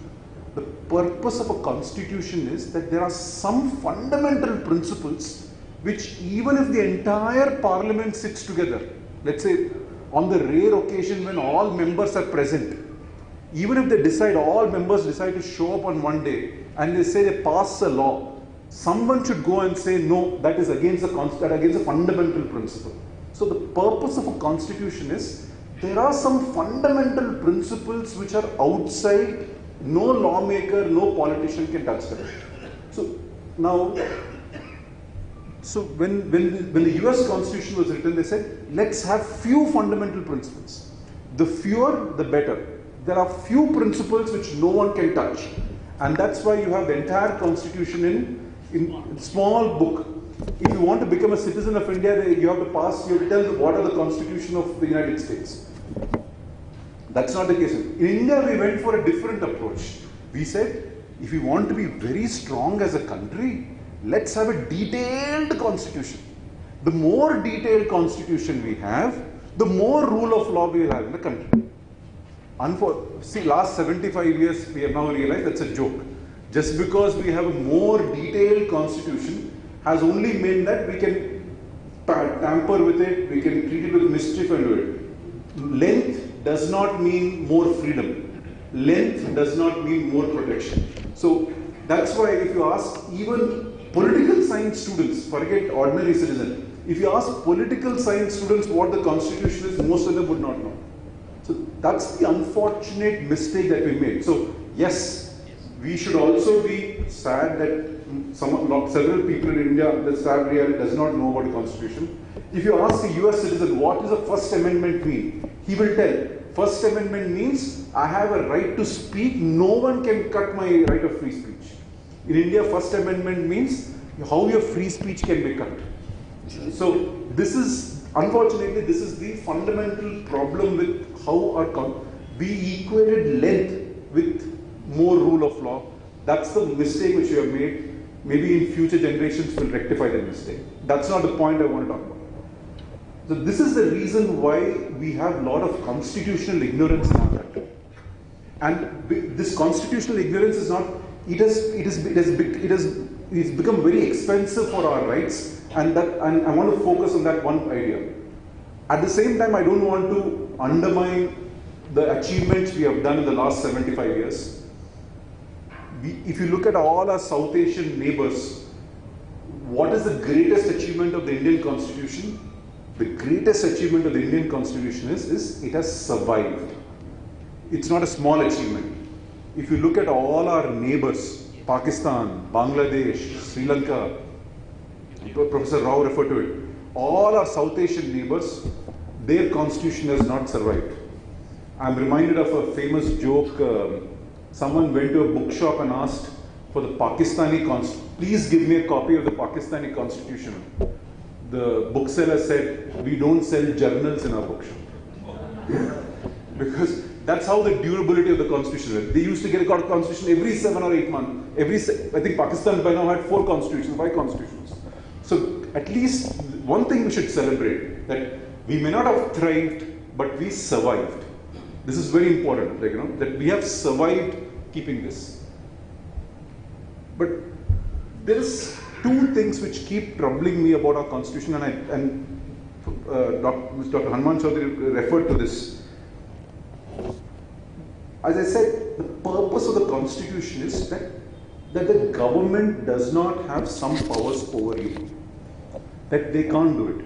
But because we have a detailed constitution and we have written so many things, just consider this, and I'll give you an example. These are the things that which we have given, where we have given the government power in the guise of a detailed constitution. I'll give you 2 examples. We are sitting in a hotel. I want to set up a hotel. What do? I have to go pay the GHMC fee, and I have to pay the GHMC tax. I can set up the hotel. I can run the hotel as I want to, what time I open it, as long as I close it at a certain time. I can even serve liquor. Absolutely no problem. This is how, to run a hotel, this is what the Constitution gives me the right. It gives me the right to carry on business. And as long as I don't do anything illegal activities, I can perfectly do that. Let me take a worse example. If I want to run a liquor shop also, I can just go pay the liquor auction fee, usually it runs into crores and this thing, and then I can run the liquor shop. Now, thanks, at least in our state, we can run the liquor shop 24 hours. No problem. But today, if Hanuman Chaudhary and I want to go and set up a small temple, so we want to set up a small temple. We want to worship Lord Ganesha in the morning from 6 to 10 and between evening 6 to 10. You can't do it. This is the power we have given to the state. The state will tell you who the pujari should be, how you must appoint the pujari, what you must do, what must be the location. They are also appointed for good measure. If your income exceeds, in Andhra and Telangana, if your income exceeds a particular thing, you also have to pay a tax. This is the freedom which we have given away in the guise of a detailed constitution. Now, one of the cases which we are doing, Yes. I don't know if you have gone to in Bashirbagh, before you get LV Stadium, near the old police commissionerate, right in the middle of the road, there is a small temple. Junction temple itself. The only, now state of Telangana has said, no, the temple, we will take over the temple because you're making a lot of money. Hindu temples have to pay taxes in Telangana. I don't know, many of you don't know that. Hindu temples have to pay taxes. Akbar, when he was Akbar the Great, he was called Akbar the Great because he abolished jizya. He abolished taxes of Hindu temples. Today, a religious establishment has to pay temples. A religious establishment, I can run a liquor shop 24 hours. I can't run a temple 24 hours. How pujari, what puja should be done, how much money should be paid to the state, what should be done, you do not have controls. And that temple on Bashir, it's not run by, of course, not run by me or somebody. It's Sringeri Mutt was running the temple. We had to face hell in the High Court just to get relief to operate the temple. So, your economic activities, you have liberalization. Political activities, you have liberalization. But religious activities, we have handed it over to the state. That is why the US Constitution, of course, it's good to, this is the first idea I want to talk about. Make no law. If in the US Constitution, everybody on the street will say, how dare the government get into my religious affair? It's called separation of the church from the state. Now, this, unfortunately, in our Constitution, we have this, there is one article which says each religious denomination can practice their own religious activities freedom. Unfortunately, they are applied only to minorities, but the majority community, under the guise of social reform, your right of spiritual conscience, spiritual freedom has been taken away. We should understand the amount of deprivation that we have. Liquor, yes. Hotel, yes. Added bar. Supreme Court said even dance bars, yes. But what about my religious rights? No, you can't. This is something which has been taken away from us. And I'll give you a second example. My children, I'm the youngest of all in the audience, so I know this. My children study as a part of the syllabus. It's not even the central government syllabus. They study European history. My children even know Reformation, Enlightenment, and all of that. If I ask them about Ramayana and Mahabharata, no, you can't. Today, please consider this. We can't have a school in our city where Ramayana is mandatory curriculum. European history mandatory curriculum. But even if we say Ramayana, Mahabharata is mandatory curriculum, that power has been taken away from us. Please understand the impact of this. We are citizens. Purpose of a constitution is there are certain fundamental principles which nobody can come. As a part of that fund, so today it's a very important idea. We should reclaim our right of religious freedom. We should reclaim our right of what is taught in schools. If you and I can't decide, for me, Ramayana is a very historical. I think Mahabharata is even more historical because as lawyers we always feel that while Ramayana has a lot of black and white, Mahabharata has shades of grey as well, where right people do bad things and bad people do good things. It's a very historical document. But today, as my children when they go to school or no, it cannot be taught. I often went to my own children's school and said, teacher, why don't you make Ramayana as a part? Teach it, even if you don't have an exam on it. No, we will tell in the exam what did King Henry V's two prostitutes did. That's very important. But we will not do what is this one. I'm not, sorry, this is not a joke. Some may come across as a joke, but it is not a joke. Our religious freedom has been taken away. And not even state schools. These are schools where we pay the full fee. It can't be done. Our syllabus is banned that. And I'm saying this is not because of UPA versus NDA. Even after NDA comes, this is a problem. Of course, it's a struggle, but still this is a problem. So our right of spiritual freedom has been taken away. I'm not saying, okay, for me it's Ramayana, for somebody else it can be anything. Tomorrow a minority student might want Quran to be taught. They have schools for that. Why do you deprive me of that? So this is a very important, my first idea which I'm please, we must reclaim it. So the topic of this is the religion amendments to the Constitution. The first amendment which I'm emphasizing and putting very hard on, which we should reclaim, hopefully, is that right to reclaim our religious freedom, our temples, our heritage. The state should not interfere. I think this is something which we should be investing on. We have lost that right. Under the guise of every chief minister comes and says, I swear by the Constitution, but this is how it's called, I would call it constitutional robbery. We have been robbed of our religious freedoms. So please be cognizant of this. The second idea, which it's a limited time, but the second idea which I want to do is that this is election. We now have election season. Almost every party is now is announcing welfare schemes. I don't know which of them will come into power, but if any of them will come into power, you'll notice that they will hand over all the money to us. There's nothing wrong with welfare schemes. India is a welfare state. But to be a welfare state, you need money for that.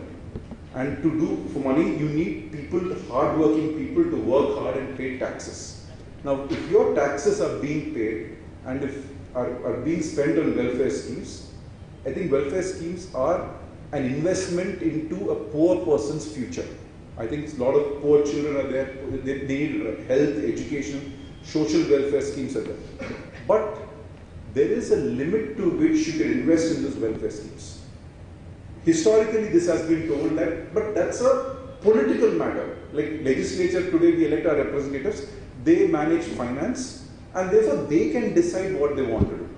This is what has been told to us. Again, misconception. We elect our legislators only for 5 years. That means they have a mandate from us only for 5 years. Now, if they incur obligations which will burden us and our children for the next generation, that means they're going beyond that. This is not just this is a constitutional limit. That they cannot, their mandate is for 5 years, but beyond that 5 years, they cannot do something which imposes a long-term obligation on the future. That's exactly what's happening. When today's schemes are announced, which cross a particular limit, I'm not saying you decide whatever schemes are there, but once they cross a particular threshold, once it crosses if my income is 100 rupees, but if I start spending up till 150, it's fine, I'll take a loan. But the moment my spending goes up to 500, that means I'm imposing an obligation on not only me, but on my future children as well, and my grandchildren. If a parliament elected or a legislature elected 5 years cannot do that. This is not a political problem. This is a constitutional issue. Can the legislature who are elected for 5 years, can they impose obligations on you beyond 5 years? It can't. Unfortunately, we in our constitutional ignorance, I'm sorry to use that phrase, are not questioning that. And they're taking advantage of our constitutional ignorance. And this can be easily be fixed by an amendment. Vajpayee did it, and I'll tell you how Vajpayee did it. One of the greatest prime ministers which we ever had. If you recollect, prior to 2003, we used to have jumbo cabinets, where we said each cabinet will have different people, coalition governments will say instead of 10, we used to have some states almost 30% or 50% of the MLAs used to be part of the cabinet. Vajpayee in his wisdom brought an amendment in 2003. This is how amendments can make a small change. He said no cabinet will have more than 15% of the MLAs. So if you have 120 MLAs, your cabinet can't have more than 15%.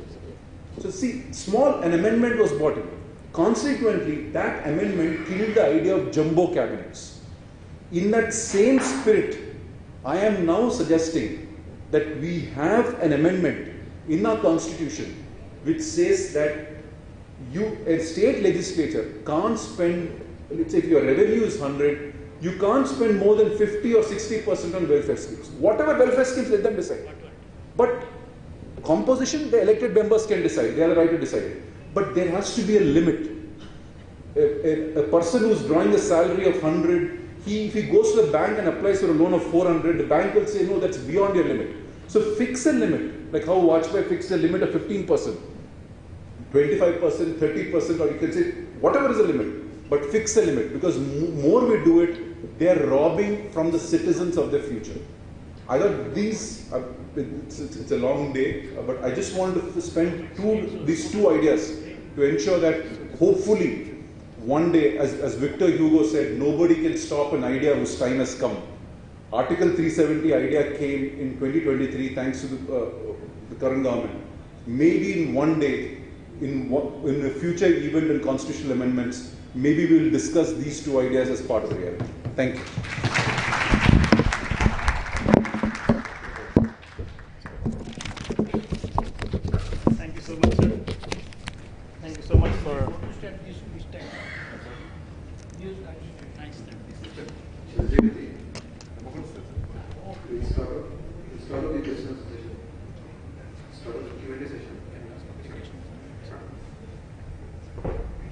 Thank you so much, Garu.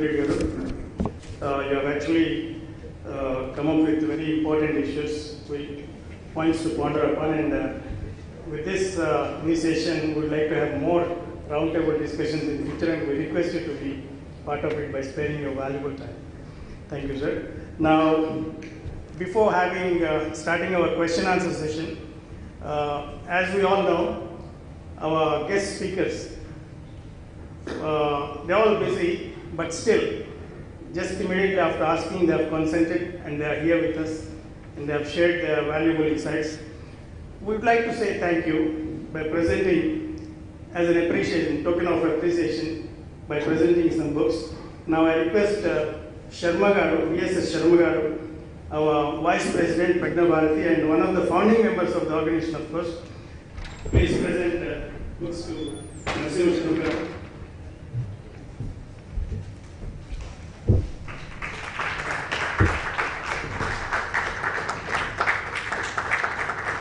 And Veda also, please come forward.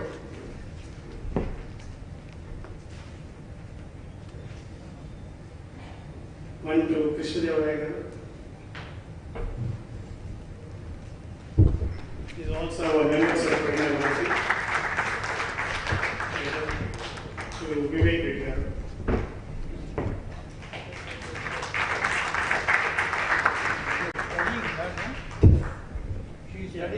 Very good, very good. Thank you so much. Yes, now it's time for us to start our question-answer session. We'll have about 20 minutes time for questions and answers, and I request, of course, it can prolong up to 30 minutes. Request to everyone, without any introduction, please pose your questions straight away so that many people will have an opportunity. With your permission, let's start off, sir. Sure, First of all, sure. Vivek, thank you for bestowing sanctity on the small gathering. Very nice of you to say that. There is a perceived notion that our constitution is quite unequal. We thought it's perception, but we actually clarified it's quite unequal. So, we feel there is a constitutional ghettoism. Constitution is actually enabling ghettoism. I'll give you examples, whether it is Places of Worship Act, whether it is Waqf Act, or the government funding of others. It creates and enables certain things for certain communities by also denying certain things to other communities. I just put a couple of facts in the front of the team, sir. The Waqf board grant, including See, suppose I am an explorer, I consider myself as an explorer, but if I have to meditate within my home, I'll have to choose it. Outside my religious feelings, and it should be outside the state's ambit. Only when it is impinging on public morality or something, like sati, when someone is dead, except in those grave instances, I don't think the state should come and tinker what you should believe in, what rituals you should do, or who don't believe in. Faith of an individual. And we know through the 42nd constitutional amendment, these two words have been inserted into the Indian constitution, secularism and socialism. But socialism as a policy, we could see the directive principle. Without having the word socialism, we could see that part 4 primarily speaks about it. And now the second, when we come to the socialism part 4, secularism is primarily, even though it is, we see that right to freedom of religion, the 4 and 5 articles, 4 or 5 articles starting from Article 25 onwards, primarily the philosophy behind this is giving state shall not practice a religion. I think that's the, so either Or promote a religion. Shall not practice, nor promote or propagate. That's an idea. As Vivek has said, instead of arguing for the deletion of these words, it's better to create non-interference. I'll also will say that any law, any principle, it cannot be implemented just by the courts dictating or the legislature passing the law. Ultimately, it is internalization. I think that's the greatest challenge in implementation of all these laws. Sir, we have abolished what is called the Devadasi system. In Madras, in southern states, they used to use Devadasi system. One Muthulakshmi Reddy, she took up this cause, and some higher members of the Legislative Assembly in Madras opposed this one. No, Devadachi is according to Hinduism, it is all right. Then she said, why don't you ask your daughter to become a Devadachi? That's the end of the argument. Just one wanted to ask a question. Yes, yes. You only microphone you want to argue. This side. I have one question. The minorities meeting. The population of the minority is increasing like anything, but still we are treating them as a minority. There should be some end for it. There is no definition of it. About minorities. Yeah. And secondly, reservations. Now, how much of reservations? What about the people we say Brahmins and all? There are many Brahmins that are coming to our houses and they are asking us, sir, this handshakes and whatever departments are good. Like, we have that, in almost all the castes. But how long, this reservation will continue? There must be an end for it. And secondly, what I say, when there is an amendment, any law, whatever, any article, it should not do multiple, in thinkings. It should be very, very clear and precise. This is my request.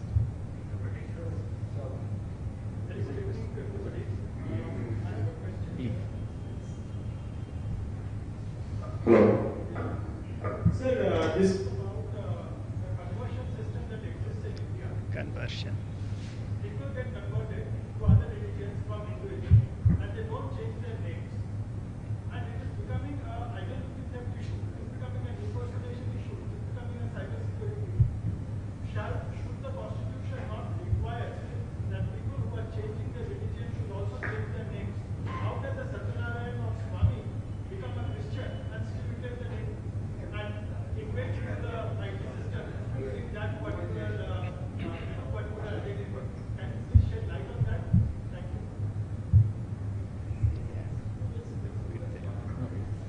you. Let me take both these two together. On the issue of reservations, I remember we should all, Ms. Hanuman Chaudhary mentioned several cases. Professor Rao also mentioned several cases. We had a great lawyer called Nani Palkiwala, which he won several cases. But there is one case that he lost. We should all know what is the case that he lost. He made a very powerful argument in 1992 when Mandal Reservation was awarded. His argument was very simple. He said, Constitution specifically says, there's an article in the Constitution says, that no one shall be discriminated on the basis of their caste. He said, caste is a prohibited criteria. Constitution itself says, you cannot identify backward classes by using a prohibited criteria. A prohibited criteria cannot become a permissive criteria. He lost that argument. Only 3 out of 9 judges, only 3 judges accepted that argument. Had he won that point, like we always have these questions, what if what happened? What if Gandhi was not shot? I always ask this question, what if Palkiwala had won that argument? What would have happened is that then caste, there's nothing wrong, it's my view, there's nothing wrong in giving reservation for backward classes. But don't identify backward classes on the basis of caste. Or don't let caste alone not be the basis. Now what is happening, because you made caste as a basis for identifying backward classes, you now have a race towards backwardness. My name is Vivek Reddy. I am very confident that one day Reddys will also be declared as backward class.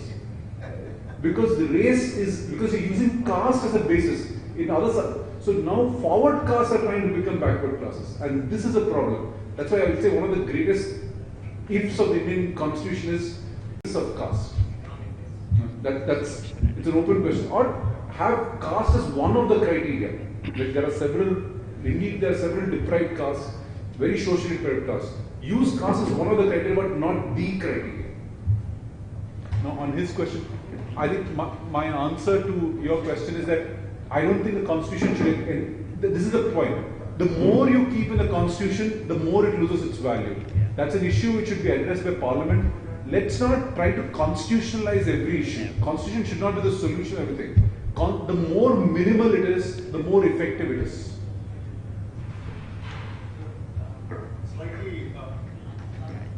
slightly digressing from the religious context that we've been discussing. While we are seriously debating about the constitution, amendments, so much of discussion going on, how much is it actually getting implemented in rural areas? 80% of our country is in rural area. How much is it getting implemented? And what is the accountability of advocates and judges?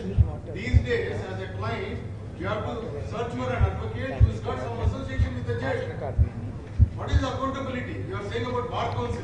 Bar Council is again the same. See, if you see the composition, judges, Bar Council, advocate, they come from the same fraternity. So many advocates, juniors are becoming judges. I have personally encountered, and is it not, are advocates not the culprits of dragging the cases for years together? Years together in this country. That was answered by Dr. Ambedkar. When he was asked, you made the constitution, you defended the constitution. He said, we liars defend anything. Advocates are absolutely, they have become agents for corrupt judges. Judges are absolutely corrupt, 80%. They don't even know how to write judgments. They are taking help of retired judges. A trespasser in my case is being allowed after I fought for 18 years. It's lying in High Court. Sir, in High Court, sir, what is the question? 1 second, sir, 1 second. What is the question? It's okay. This is a question. This is a question. Absolutely, this is a question. Sir, I'm giving a live example. To get listing in a High Court is a privilege. Now I'm quoting here, there are senior people from the legal court. Unfortunately, our age is not there. 21. I have a writ petition. I have a appeal. I think another 10 years it will not come for hearing unless I go bribe somebody, and I do not know whether it will come in favor or not. That's the thing, sir. I have to, unfortunately, I have to agree with you. But that's the reality. We have left the judiciary outside the accountability mechanism. This is, if this happened in any other country, his anger is justified. If this happened in any other country, citizens go and question the judiciary. We have put the judiciary outside. In fact, the judiciary has insulated itself by saying, if you speak against it, thankfully, there's no judge here. Yeah, had he been there, I would have contempt of court. Yeah, not he. He's okay. No. Our retired justice or whatever. Somebody is. No, it won't. Not retired. Current judge, sitting judge. So, but even judges are also accepting, saying that we come from the same. Their defense is we come from the same society. We don't. Ranjan Gogoi said we don't drop from heaven. We come from the ordinary people, and if the society is corrupt, the corruption also reflected. But that's not an answer. The answer is that in the same way as we question our politicians, the judiciary should not be outside the accountability nexus. Now, what mechanisms? This thing or there are a couple of mechanisms which I have tried. I don't think any mechanism will work. Yes. No, yes, no. There's no accountability for advocates. I agree with you. You are completely surrendering your case to an advocate. Gone. First appeal, second appeal, second generation will go. What else can we do? What else can we do? Then what is the point, sir? So much constitution, so much we are discussing. You know, educate, be active. Every citizen must be very, very active to assert his right. It may take a lot of time. We must have a separate symposium on judicial reforms. Yes. My childhood, Two more. my childhood in my school, I was taught Bhagavatam also. We had Pragna Bharati lessons. When this right was removed, why schools are prohibited to teach Ramayana and Mahabharata? And what is you done to restore this right in schools? It started with the nationalization of schools. I'm presuming, sir, you probably went to a private school or other. Yes, I don't know. It's the once state started mandating the syllabus, what should be taught and what should be taught. That's when we lost all those rights. And the thing is, we gave it away. We didn't even, there was not even protest. Because all of us kept quiet. One question. On the one hand, we were talking of the basic structure of the constitution. Now, also we talk of supremacy of the public mandate, supporting democracy. One party can say overwhelming majority. Doesn't that party, and the party wants a total overhaul of the constitution? That means, suppose X party wants to make India a Hindu Rashtra. That will be subverting or totally breaking the basic structure of the constitution. It was supposed to be secular or whatever. Is that the power not, are they not entitled to do that, to change the constitution and make it a Hindu Rashtra, for example? Are we then interfering with the basic structure of the constitution? I think that's once Justice Venkatachalaya was appointed to review the constitution, people were skeptic at that time. And he has suggested nothing happened. Of course, the political party which has a majority can initiate. But what I personally believe is constitution supremacy is because of public legitimacy. Whatever, that ultimately they have to go back to the public. If the public accepts, then well and good. But I think it's very difficult. That's the reason. I don't think even in future, any political party, even it gets a majority, may work out. Like we have already, Vivek has put two arguments, right? Correct. How we make the political parties' freebie system has to be prevented. How do we prevent the freebie system? I think that's where an amendment, public also will come, not just only one political party. Similarly, which is commonly acceptable, that public legitimacy will be there. Otherwise, we do not know what will happen. But of course, once you have a mandate, you can initiate the process. That initiate process is again a public consultation.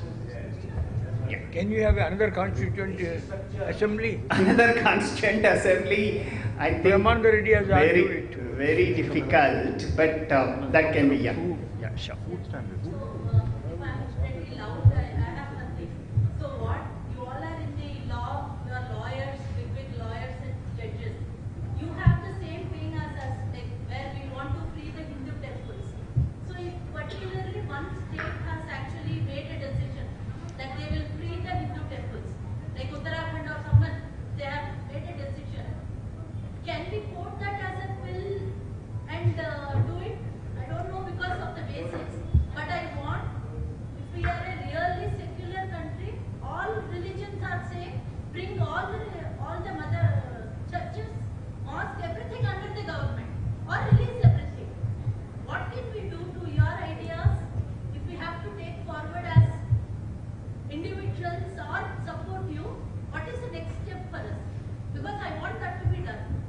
Nothing comes in, particularly in India, change does not come easy, madam. Yeah, I think citizens associations have moved.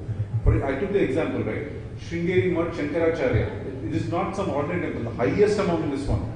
His temple was taken over. So this has to be a continuous tussle with the state. Professor Rao took the example of Palkiwala and basic structure. It has to be fought in the courts, it has to be fought in the citizen of public opinion. That's why I encourage Pragna Bharati here. This consciousness should come and this should become an issue. Now, you can bring about like Karnataka, just before the change of government was trying to make this change through legislature. Now, sometimes it can't be done. So it has been done through the court process. Now, there are a lot of issues in the Supreme Court where the issue in the Supreme Court is that Supreme Court previously said government can take over temples. That judgment is now being re-examined. But unfortunately, our Supreme Court, our other priorities, gay rights, all of those other issues are also there. Men marrying men. So these issues have to be, unless public pressure comes in, this won't change. No, that's what, why I want to ask is, we all have that in our mind. We are seeing that now even even the freebies being given, when they are giving to minorities, separate things. So why are they thinking the majority of the Hindus are just taken for granted? Yes. Our temples, like you said, tax, that is a main factor for me. My temples, we are paying tax and we are again funding madrasas or something where they are not even under the tax purview. I don't even know the amount, how much they are collecting, how much is coming to them as sources. So where is the equality and what we can do as Hindus to prevent that? Even the governments are paying the pastors and all the imams and the muezzins. Governments are paying. But archikas are paid only from my money. They are paying all our from our Correct. temples, That's what it. we are giving is going out. How can I prevent? I don't want to put anything in the hundi now. If I go to the temples, why are they moving the Hindus away from the temples? If we have to avoid, who will make the change? Secular My government point impose is jizya as well. CA, Citizen Amendment Act, Uniform Civil Code, with all the deliberations, all the constitution, everything is approved. Everything. Implementation, there is a problem. Just because minority are missing, or what is the challenge? Where can I actually land? Now, a government will change. They will change all the rules which have been agreed. Karnataka, I am seeing something is brought. What we can do as individuals? What is the right path? Individuals can't do anything. We have to do political process. No, but Education. I think you're not. I think what Madam is trying to make a point very important. I think we are not trying to curb the rights of other religious groups. What we are saying is treat us on par and parity. Yes. That's the thing. And this has to come as a collective thing. I think this should not make it as a majority versus minority. This is about religious parity. And more important, get the state out of my religious business. My conscience, let it be there. Whether I'm a Hindu, Muslim or a Christian, state should be out of the business of managing my conversation with God. I don't want state as a mediator. I think irrespective of which God, which religion. Madam, I just have one point. If you stop contributing to the hundis, the government will find ways to fund pastors and muezzins and imams, but archakas will not get money. Please remember this. Archakas are not getting the money from the hundis. Irrespective. In Telangana, they are paying. My question is to Vivek Reddy, sir. Sir, we have two things in common. One, I am from National Law School, and I have also identified two questions, two problems per se. One thing is that essential religious practices test, which was laid down in Shirurma judgment. How are unelected judges who don't have roots in Indian tradition are deciding essential religious practices test? How do we overcome this without going to the judiciary, without laying our problem in front of the judiciary? The second question is, in Shesh Mahal judgment, Shirurma is 11th judge judgment, Shesh Mahal is 7th judge judgment, which has categorized into two things: religious functions and secular functions. Especially we have protection under Article 26. We can manage our own institutions. The Supreme Court has categorized into religious functions and secular functions. Secular function means how the temple is going to get managed. So how do we overcome these two things? I don't think we can solve this through amendment. We need political will. What is the answer from your side? How do we overcome these two essential problems we are facing today? Just for the background, he's asked a very important question, but a very legal question. But it's a very what the Supreme Court has said, and they make this funny distinctions. The Supreme Court has said, if it's a core religious belief, we will not touch. Everything outside that we will touch. In other words, courts have said, if something which is very essential to your religion, so court said that's outside, nobody can touch. But anything outside that, temple timings, whatever, we can touch. The problem is that who will decide what is a core or essential religious belief and what is not core? Some Panditji will decide, no. A judge who may not even know the scriptures, Vedas, he will decide. That's the problem with that. And the answer to that is that this can be undone only by the Supreme Court, or an amendment to the Constitution can do. An amendment to the Constitution would be a difficult job, but I think it's much more easier than persuade the Supreme Court otherwise. So my question is just to understand the Constitution in terms of, we speak about preamble or preface for each and every act or whatever. Likewise, for each of the article what they have drafted, did they document anywhere what is the preamble or the purpose? Like say if I take up Article 14, equality before law and equality of law. So is it equality of law something which actually addresses these kind of issues where they say when it is implementation of law, there is basically do's or don'ts. It's equal, it's not with minority, it's not with churches or is it, what was the actual purpose of equality of law? What was the thought process before drafting that particular clause of equality of law? Equality before law, I can easily understand, but equality of law. Was it the basic reason what they thought of saying that when it comes to law? Irrespective of union, state, whatever it is. That's what actually law should be stubborn when it is coming to implementation? What was the thought process behind that article? I thought of understanding. I think before I hand over to Vivek for the answer to your question, Indian Constitution, whenever there is any doubt about interpretation of any of the article, first, generally all judges, everybody will go back to the Constituent Assembly debates. There's a very detailed deliberations and discussion in the Constituent Assembly. That's the one they will look at. They'll also look at what is a contemporary present day interpretation which is required. Constitutional interpretation is primarily, as we have seen, that textual and liberal interpretation. There are several rules which are also added. And some of these they will look at the interpretation given by the Supreme Court. Because when we look at basic structure, then we will look at Keshavananda Bharati's carried. When we look at right to privacy, whether we have or not, Puttaswamy has clarified. Recently, whether the same-sex marriage should be permitted or not, majority and minority, we have said majority will prevail. So these are all these already available interpretations that generally, still if there is a debate, it has to be reviewed.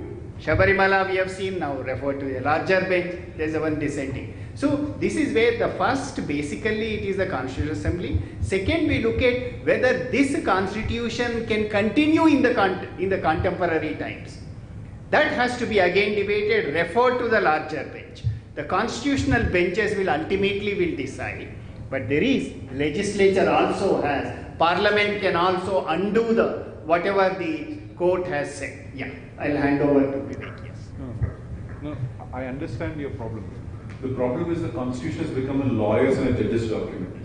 So if you want to understand the Constitution, like Constitutional Assembly debates, like sir, if you have time, you should put it there, run into 9 volumes.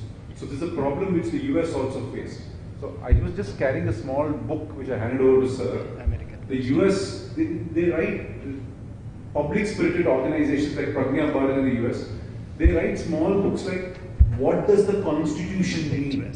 So if ordinary citizen, in not more than 1 page, they should understand what is the purpose of this article.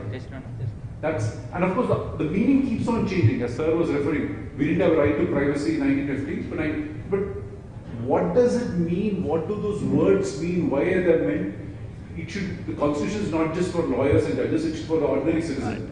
And that consciousness to come, literature should come as to what we distinct. And I think that's something which is lacking in India. That, all the books about Constitution are written for the lawyers and not for the public. Last question, please. So from my understanding, all the stuff which happens, any movement that happens, there's something which is initiated, and in fact the momentum for that comes from the judicial circles. So I myself am not related to any judicial stuff, but without any expertise in that, I want to contribute to that moment which happens internal to the judicial circles, because it directly affects me. Although I don't have the intellectual expertise to do anything there, I want to contribute something to that moment. So what options do I have to do? Yeah. Somebody has to bell the cat. Somebody has to challenge it. You challenge it, and then that's what. Who is a Keshavananda Bharati? Keshavananda Bharati, when an issue came, he came before that. So I think that's why, unless sumoto is also there, but very rarely, if any aggrieved individual or an institution or organization can approach the court, either an individual issue or a legislation or something which you think is inconsistent with the fundamental rights or according that has to be challenged, has to come before the High Court or maybe a larger bench of the Supreme Court. Yeah. No, but I'll give the same answer. The answer is same to the madam next to you. What can all of you do? That's a very important question. I think both of you, everyone is asking the same question. What can you do? The first step, as Swami Vivekananda says, the first step is consciousness. Let's have the consciousness will find the path. Like today we had some enlightenment. All of us were there. All of us learned from each other. Now once you have the consciousness, then you'll form a group. Organizations like Pragna Bharati and Hanuman Chaudhary, please come together. Please say. See, one angry gentleman was saying questions about the judiciary. This is how you put pressure on the judiciary. Otherwise, things will not move. Like Subramaniam Swamy went to the Supreme Court, but he was a result of a lot of people were behind him and said, let's get these things done. So, unfortunately, I have to say about the Hindu community, we're the most disorganized, and our tolerance has meant ignorance and means giving away. For example, a gentleman said, I was taught Ramayana in the school, why are my grandchildren not being taught? Yes. That's because we gave away. So, consciousness is the first step. Consciousness leads to action, action leads to enlightenment. I think that's the best answer I would have. I think, thank you so much, sir. Yeah, I think constitutional literacy is very important. I think that's everybody should read the constitution. I know it's very difficult, so many big, but that I think even each one of you should try to think and raise the issues. I think that would be the major. Sure. We are just starting maybe in 26 January. There is a 30 episode Telugu online course we are starting on Indian Constitution. So we have just almost all half of this are ready. That's what we wanted to create in Telugu language, more constitutional literacy. Happy to contribute and we work with you. Yeah, sure. Yes, we're almost towards the end of this evening's wonderful informative program. Before Janagamana, I would like to say thank you to our guest speakers who have taken time out to be with us here, like I said already. And the audience, without you, of course, the program would not have been successful. And please make it a point to attend the program in future also, so that there will be more action, more outcome, and we appreciate your presence. And last but not the least, I would like to thank the management of this Moksha Lifex, Kiran Galir Garu, for sponsoring this whole program. Thanks once again to everyone. Yes, don't forget to vote. Responsibly, yes.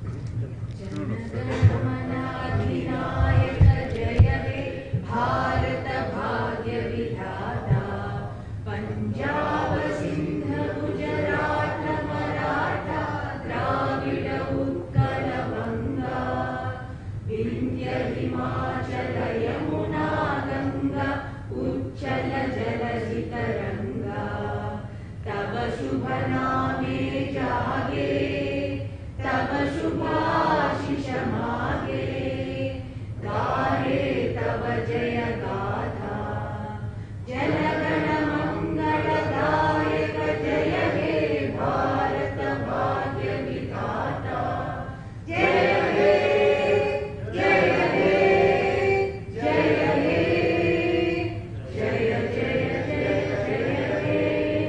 जय हे भारत माता की जय।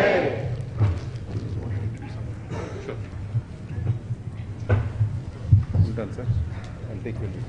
Thank you very much. Mohan, very